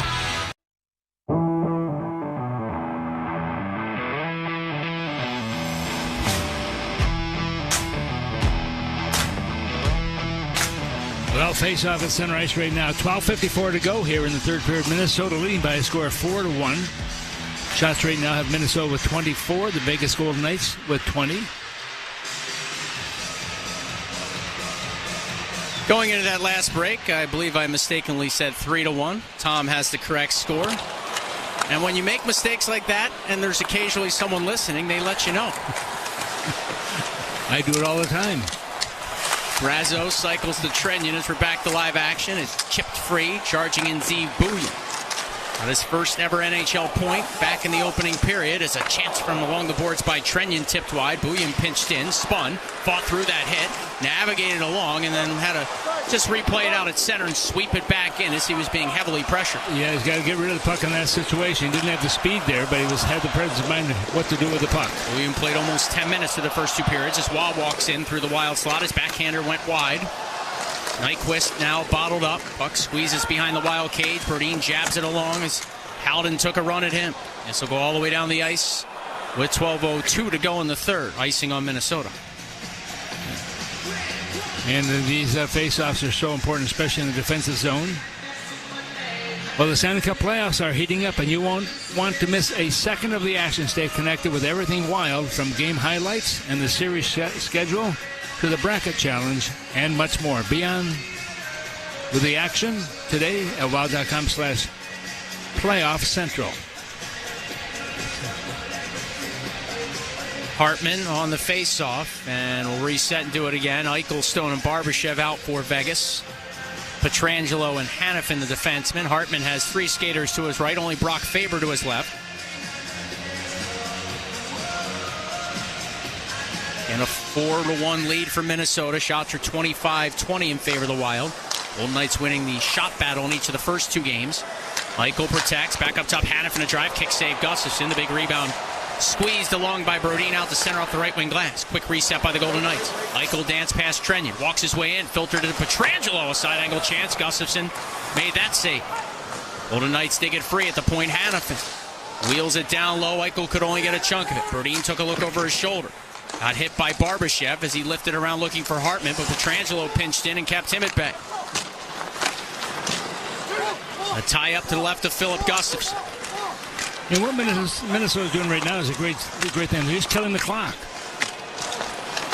Puck battle continues deep in the Wild zone. It pops loose. Nyquist swings it free. Faber goes back to Brodin off his end wall. Eichel tries to snuff him out. A right wing pass for Faber. Launched along perfectly onto the tape of Kaprizov, who shook past some pressure for a moment, and then Theodore twisted it back out to center with a poke check. Baldi recovers it. Regroups to Spurgeon. D-to-D Middleton, left side, hammering it along for a tip-in by Eriksson Ek. Back is Brady McNabb. Yeah, Minnesota really managing the puck right now very well. Under 11 minutes to go, third period of Game 3. Wild leading by 3. And a 1-1 series coming in. Kaprizov whipped it along. Eriksson Ek trickled it past some trouble, and then as he tried to reach for it, he and Hertl converge. It ends up in the stands. And that's going to keep the face-off deep in the Minnesota zone once again to the left of Gus. Players on the bench very happy, obviously, right now on the Minnesota side. A lot of effort going in by the coaching staff also, Joe. You really have to compliment John Hines and what he is, how he and his staff have been able to manage this all season long, especially the injuries they've had, the key injuries. Haig off the one, draw to the point. White without a drive. That tipped wide, came off the end wall for Kolasar to gather. Keegan Kolasar cycles for Brett Howden, who was bumped once by Bogosian. Now Howden leaned on and thrown to the ice by Bogosian, who was able to force it through center. Back comes White Cloud. Zuccarello pressures as it's smacked ahead by Vegas. Rossy getting the extra shift here with Marcus Johansson back in the dressing room. We got a penalty call coming. This is going to be on Vegas, it appears. And it is, as Kolasar touches up. Yeah, I think he can get the stick up a little bit. Or was it a rough? Either way, it's going to be a penalty going against Vegas. At 9:53. Vegas penalty number 21, 2 minutes, roughing. Well, Tom, in Game 2, the Wild had a third period power play, and you and I didn't really like the eventual result, which was, I don't even think a shot on goal, but at least took 2 minutes off the clock. And here another chance for the Wild, even if they don't score, to at least run some clock here with 10:07 to go. Yeah, it's Howden going in the penalty box. He had both goals in game number 1 for Vegas. And so this penalty coming at 9:53. Eriksson Ek to take the face-off. It's to the right of Schmid, who started the third period for the Golden Knights and has turned aside the 4 shots so far that have come his way. 2 power play goals on the night for Minnesota. Off the one draw, Bouillon through the high slot. Zuccarello left circle, fires one. Schmid the kick save. Rebound to Kaprizov, looking for the hat trick, but his wraparound bid stopped by Schmid. And the loose puck jammed down by the Golden Knights. Out comes Philip Gustafsson. Then Baldi punched it back. Bouillon a quick up. Zuccarello to Kaprizov in on side. Whipped it to the right wing boards a little behind Baldi. He'll reach for it, gather, and send it to the point. Nicely kept in by Bouillon. To the top of the right circle, Eriksson Ek dished along for Baldi. Matt Baldi to the blue line. Zeev Bouillon skates across the stripe. Crowd urging a shot. It's flicked along to Kaprizov. Back up top, Bouillon takes a look. Little shimmy shake. He'll spin back again. Dancing with the puck, Bouillon. Left wing boards. Centering. Kaprizov with a wrister. Blocker saved by Schmid, and the rebound twisted down. You hear the crowd hollering, shoot, shoot, shoot. But the kid doesn't want to shoot yet. Back out of his own zone comes Bouillon again from right to left on your radio dial. His left wing feed found Zuccarello, who'll go rink wide. Baldi carries in at the offensive zone. Cut past Haig. Matt Baldi behind the net of Schmid. Leaned on as he comes out left wing side on his backhand. Squeezed the pass Kaprizov. Rolled quickly along right side. Zuccarello threw it back in front. It never got through to Schmid. Hartman then stopped. Baldi then from the inner half of the left circle sent one just wide. Bouillon holds in again. Wild power play buzzing. 35 seconds to go on the man advantage. 8:40 left in regulation in Game 3. The Wild lead 4-1. Kaprizov came around the net of Schmid. Took a pass from Zuccarello. Fired one in front. It was batted away. And the Golden Knights will whip it up ice. Carlson with Riley Smith shorthanded. William Karlsson centering. Smith to his backhand. He scores. He beat Kaprizov up ice. And not only did the Wild not rag enough time off the clock, the Golden Knights with some life, a shorty with 8:26 to go. Yeah, and that's Minnesota got caught on that one, and you got to give them a lot of credit. They should stay with it right now, and that really narrows the gap here. It's a 4-2 game right now by Minnesota, still in the lead, but 8:26 to go, so there's plenty of time. Nice passing play there. And again, Riley Smith with probably Kaprizov a bit gassed at the end of the power play. Able to outwork him to the back post and just squeeze it past the left skate of Gustafsson. 11:34 the time of that goal, making it 4-2. First of the series for Riley Smith, who's in his second stint with the Golden Knights after they reacquired him in March from the New York Rangers. So with the power play winding down, Jonas Brodin carries Minnesota ahead, finds Faber, bounced along, Hartman hoping to tip it. It ends up deep and an icing call on the Wild. Just when you think you got everything going the way you want to go, something bad happens, and all of a sudden now you're scratching and clawing to hang on to that puck and keep the puck in the opposite zone. Yeah, and the fact it's a shorthanded goal too is just not good. So Smith from Carlson would be the official on that goal. Third special teams goal of the 3 games played thus far between these two teams. Face off to left of Gustafsson. Eichel and Hartman on it. Power play at 4 seconds for the Wild. Howden about to jump out. Here is Hartman outletting for Nyquist. He'll cross the red line as he tries to churn it in. It deflects out of play. Timeout on the ice, 8:03 left. The Wild lead at 2. It's 4-2 Minnesota in Game 3. You're listening to Wild Hockey, presented by XL Energy. You have a plan for your business and a vision for its future. So it's important to have a banking partner that works to understand all of your goals and what it will take to help you reach them. Work with a banker who is dedicated to listening first and providing insightful, personalized advice that's right for you and your business. Work with Bremer Bank, because understanding is everything. Put us to work for you today at bremer.com. No matter who you are or what you do, there's a Ford vehicle that can help you own the day. Make life on the go a walk in the park with the new Ford Explorer. Become the MVP of the work site with the unrivaled performance of a new built Ford Tough F-Series truck, the best-selling trucks in America. Or discover what it really means to adventure in the great outdoors with the new Bronco Sport. Whether it's for work or play, there's a Ford with a great deal waiting at your local Northland Ford dealers. Don't wait. Get behind the wheel of a new Ford today. Based on calendar year total sales. Stanley Cup scoreboard. Here's the update from St. Louis. How about this? The Blues still holding on to a 3-0 lead after 2 periods of play against the Winnipeg Jets. Yes, the Blues are down 2-0 in the series, but up big after 40 minutes on a pair of goals from Pavel Buchnevich and another one from Cam Fowler. Earlier tonight, the Panthers blanked the Lightning in Tampa Bay 2-Rev. Sergei Bobrovsky, 19 saves as he pitches the shutout. Maple Leafs squeaked past the Senators 3-2 in overtime. The Leafs lead the Sens 3-rip in that best-of-7 series. Back to Joe and Tom. Well, Minnesota still with a 2-goal lead here right now. 8:03 to go, and the face-off is going to be right at center ice. Fans are getting engaged. The white towels are being waved in the building. And it's not so much about getting shots to the net or scoring goals. Right now it's trying to kill off the clock as much as you can and control the puck. But if you get the chance, you take it. Eriksson and Eichel on the center ice draw. Wild from right to left. On your radio dial in the third, Kaprizov pokes the loose puck off the faceoff back to Brodin. Hacked along Kaprizov, trying to steer it in. Pietrangelo cut it off. Now Stone for Eichel, charging in right side with a shot, missiled it wide. Keeping in left point, Noah Hanifin. Boston College product, turned it around the Wild end wall. Kaprizov steers it free. Eriksson just pops it out the center. Hanifin on a reset. Now Alex Pietrangelo at the red line right side, cranks it in. Gustafsson carefully watching it. Faber pushed it back into his left wing corner. Brodin's clearing attempt, got around and back out through center. Yeah, good play by Kaprizov. Just angled that puck all the way down the ice, and that kills up valuable seconds. Hanifin lugs it along. Snaps a pass that was tipped ahead by Saad. Broken up by the Wild. Here's Baldi charging in. He's got Felino going to the front of the net. Baldi right circle. Fired a shot. Schmidt the save. Felino in a little too tight for that big rebound. The Golden Knights clear safely ahead off the tape of Stone. Scurrying back for it, Spurgeon ripped it back up ice. No icing here. Vegas was going for a change on the fly.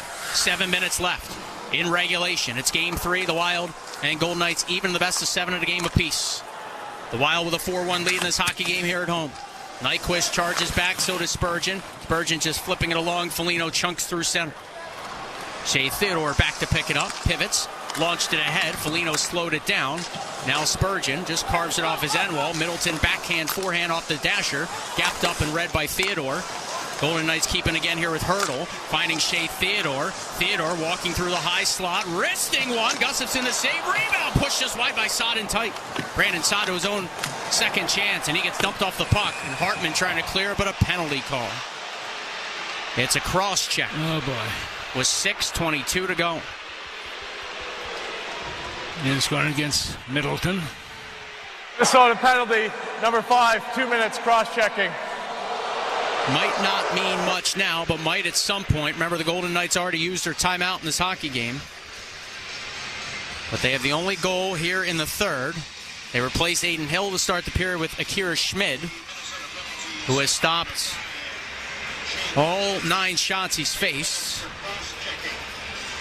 And the second penalty by Minnesota in this period, resulting in the second power play, the frame for Vegas. Yeah. And Middleton's a big part of the PK. Yeah, he really is. Right now, Minnesota win the draw, get it out of the zone, and play smart here. Eriksson, Baldi, Brodin, and Faber off the draw. Brodin knocked it free. Baldi skates to his right and paddles it down on his backhand. Schmidt out to leave it for Hanifin. Noah Hanifin with a drop pass for Jack Eichel. Eichel at the red line. Now into the Wild zone, found Mark Stone. Stone leaves it back for Hanifin. Looking for Hurdle in the high slot. Couldn't handle it. Brodin scoops out the center. Eriksson jumps off. Freddie Gaudreau replaces him. Here is Eichel carrying along. A right wing pass for Dorofeev. Right back to Eichel. Eichel trying to center. Stone. Bottom of the right circle. Gave it back to Eichel. At the hash marks along the boards. Right side Eichel. To the point for Hanifin. Hanifin shakes it along to Stone. Coming out left circle. Now at the goal line left side is Eichel. He'll float it up top to Hanifin at center point. Back to Eichel. Left circle. Looking. Waiting to Hanifin. Stops it. Surveys. Back to Eichel. One-timer and a glove save by Philip Gustafson, flashing the weather. Yeah, big save. Huge save by Minnesota. And you watch the Vegas Golden Knights. They're moving the puck very well with this man advantage also. Still 1 minute and 6 seconds remaining in the penalty to Middleton. But Minnesota back on their heels a little bit. They just had... Watch them right now also, Joe. They'll have their 6 down on the ice, just trying to get a piece of that puck if they can. Trying to take away those passing lanes, but there was Gus making that big windmill save again with that left glove, and that'll bring the face-off to his right. $1:06 to go on the power play. Gaudreau and Hurdle on the draw. Hurdle muscled it free Eichel. Left wing boards. Center point Hanifin. Back to Eichel. Fronted by Faber. Goal line pass for Stone. Stone pressured. Back up top Eichel. High slot. Once more for Stone. Again to Eichel as Hanifin to his right. Gaudreau out to bother Jack Eichel. He'll find Hanifin, who faked the one-timer. Curled it to Dorofeev. Dorofeev at the right dot. Down low it comes. Hurdle gave it right back. Dorofeev top of the right circle. Back down low. Hurdle it. Exploded away. 5 minutes to go in the game.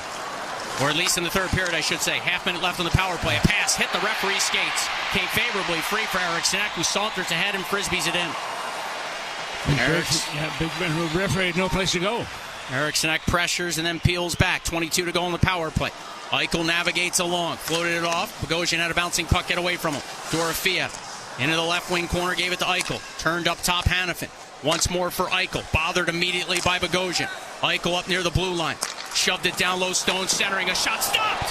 What a save by Gustafson on the one-timer from Hurdle.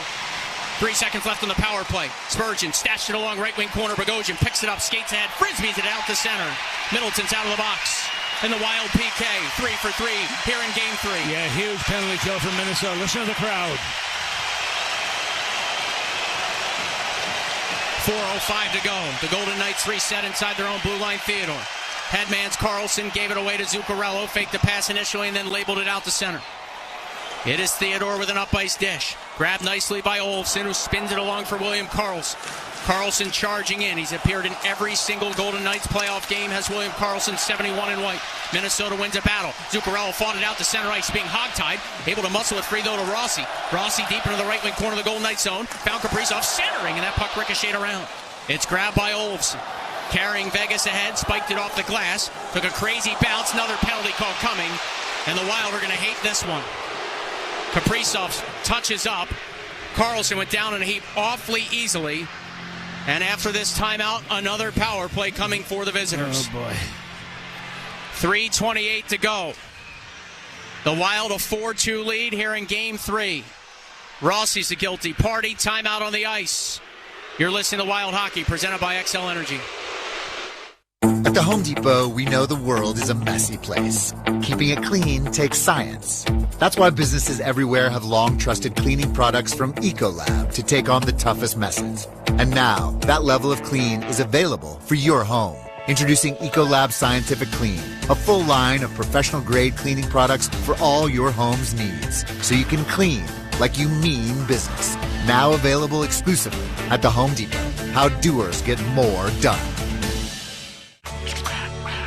Incubus, live.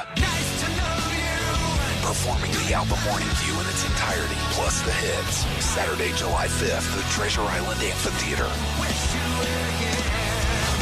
With special guest, Manchester Orchestra. On sale now at TICasino.com. Don't miss Incubus performing Morning View in its entirety, plus the hits. Wild Hockey is headed towards the best part of the season, and you won't want to miss a minute. And Matt Baldi protecting. Shovel in front. They score! Rossy scores!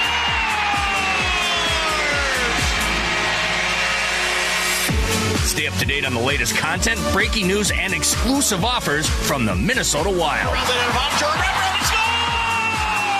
Brock Faber with an unbelievable play! Learn more at wild.com/connect.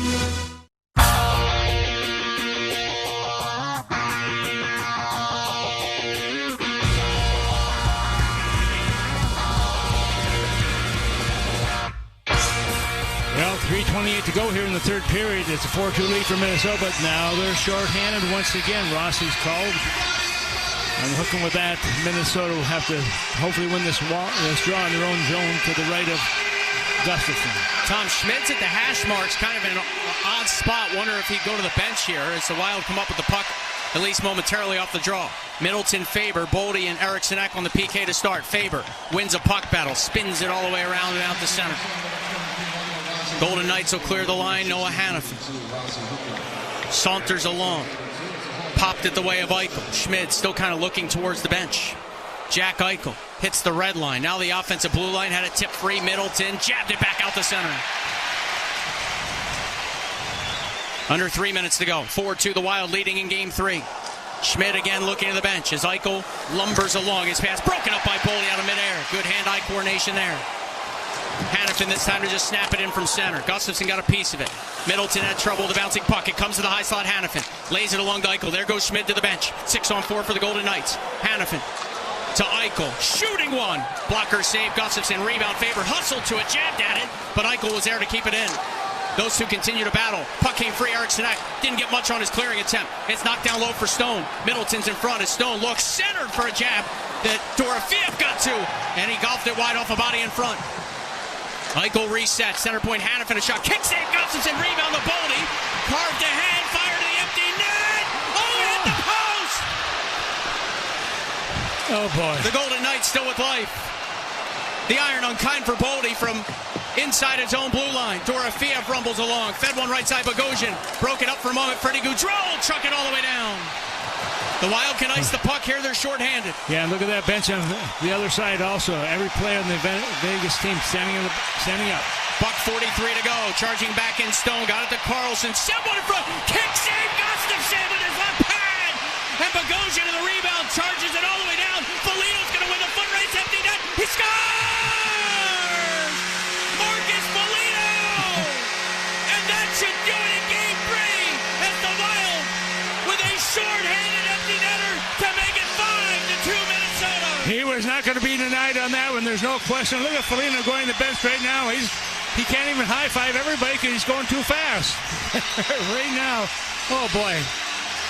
Look at Gus in this third period. How good has he been? And he does it in a very, I don't want to say quiet way, but you don't see a lot from him. And all of a sudden, he just makes it work, and he gets the pass in the right place. I mean, Tom, Carlson's pass to Stone. Gustafson couldn't even turn his head in time to focus on the puck, but he flashed his left pad out. And he got it. Oh, boy. Face off at center ice, 1:33 to go. Shots are 31-29 in favor of Minnesota. More importantly, they have a 3-goal lead in this hockey game. Rossy's trying to figure out, should he go on the ice or go to the bench? It's so loud in here, nobody can hear him banging his stick on the glass. Here's Adam Abrams. Minnesota! Second goal of the playoffs for number 17, Marcus Felino. Assist to number 24, Zach Bogosian. Shorthanded goal at 18:27. Felino sails ahead. Rossy stays out after coming out of the box. He'll backhand it in. Crowd standing. Shots are 31-30 Minnesota. 5-2 the Wild lead at a minute to go in Game 3. Walking in Keegan Colasar, shooting one. Gustafson to save. Rebound bounced away from Howden. Left point Haig. Middle of the ice, White Cloud. Dished it along wall up top. Haig a shot. Kick save Gustafson with a lot of traffic around him. Flashed out his right pad. He's putting on a clinic in the third. Haig left circle a shot. Missed it wide past the short side post. White Cloud hurries one. That hit Waugh, who gathers the bouncing puck with 35 to go. Labeled it up top Haig. Back to Waugh. Right circle a shot. Blocked by Hartman. Rebound came to Haig. And Gustafson fought off that wrister. Hartman hobbled to go to the bench. Yeah, that one hurt Hartman. He goes right to the bench. 22 seconds left. Waugh tips in from center. Back is Bouillon. Steve Bouillon played it along looking for Middleton. Waugh now wrapped up by Rossy. Listen to this crowd. 10 seconds to go. Oh, my goodness. Trenyon fought it out to center. 5 seconds left in Game 3. And the Minnesota Wild take a 2-1 series lead. They get it done on home ice. 5-2 the final in favor of Minnesota.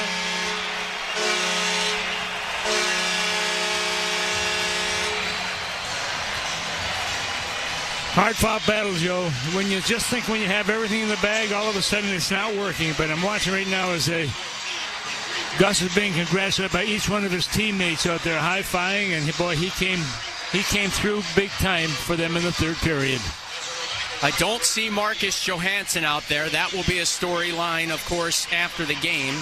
I don't know that John Hines will have much of an update, but he's been a big piece of what the Wild have done, especially post-Four Nations with his speed, his intelligence, his experience. I'm sure we'll, unpack that as we get ready for Game 4 on Saturday. But a big win by the Wild, Tom. Fast start, weathered the storm at times, and Gustafson, excellent down the stretch. Yeah, and you never know what Johansson also. It could be where the coach said, we don't need you right now. With that much a lot of time.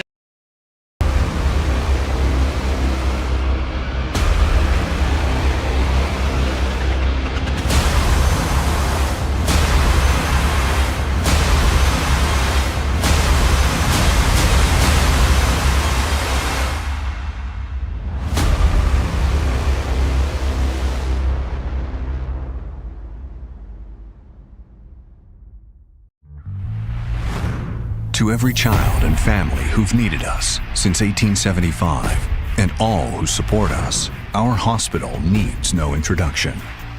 But just in case,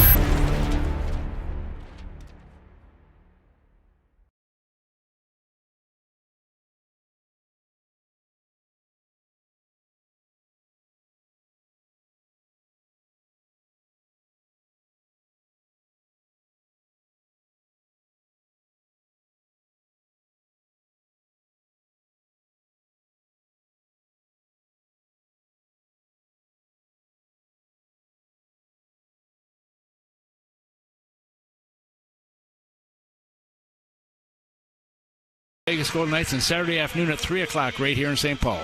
What a game again from Kaprizov and Baldi in particular. Kaprizov, 2 more goals, 4 in the series, now 14 in 22 career Stanley Cup playoff games. That's second most all time, behind only Zach Parise, who's just right ahead of him in the standings in that department. So only a matter of time for 97 to break that franchise record as well. Again, now 14 goals in 22 career Stanley Cup playoff games and in 10 against the Golden Knights because he was with the Wild in that 2021 series.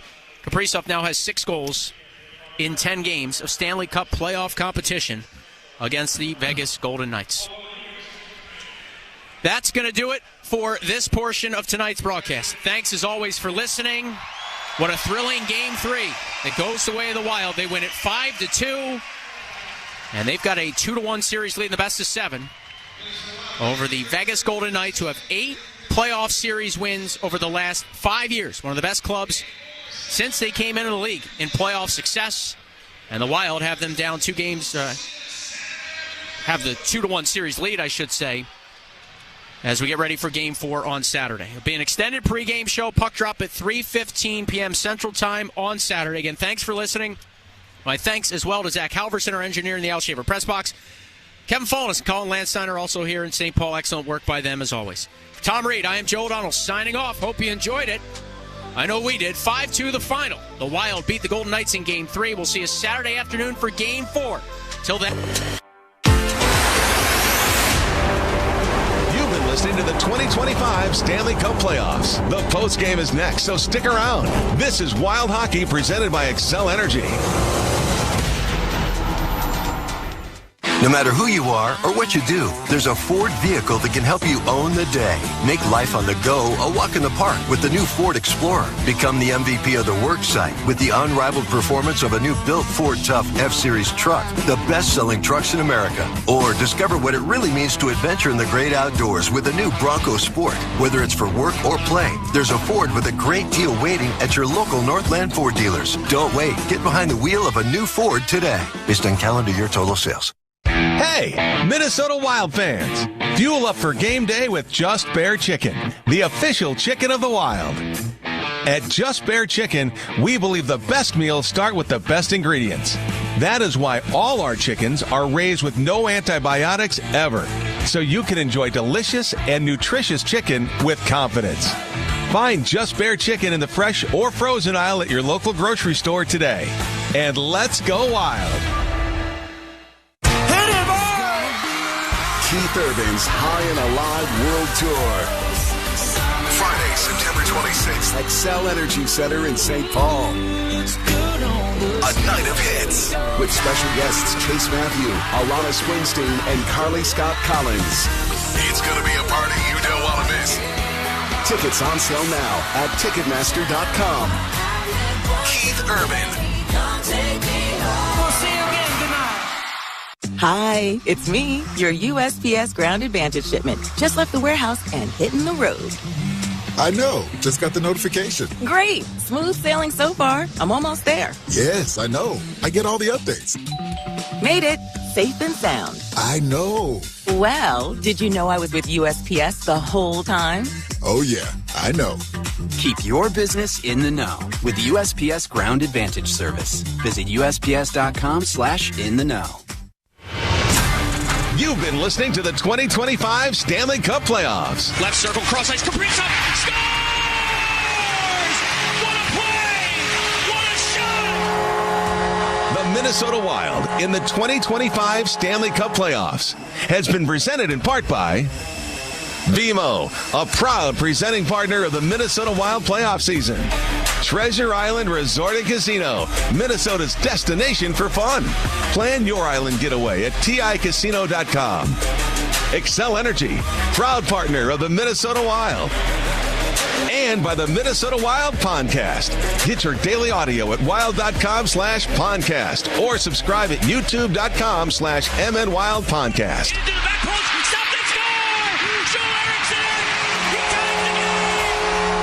This is Wild head coach John Hines. My comments are coming up shortly. But first, from the Bob Kurtz Radio Center, here's Kevin Follis.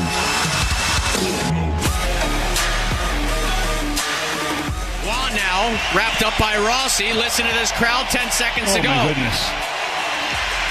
Trenyon fought it out the center. 5 seconds left in Game 3. And the Minnesota Wild take a 2-1 series lead. They get it done on home ice. 5-2 the final in favor of Minnesota. How about this Minnesota Wild team? 2 straight wins. All of a sudden, they found life on home ice, and they lead this best-of-7 series. Like Joe said, 2-1. Before we go to Tom Reed, let's pause 10 seconds for station identification. You're listening to Wild Hockey, presented by XL Energy. The best hockey. All 3 Canucks are back. Shen, Perron, Schwartz, they score! Sirius XM NHL Network Radio. Upstairs to the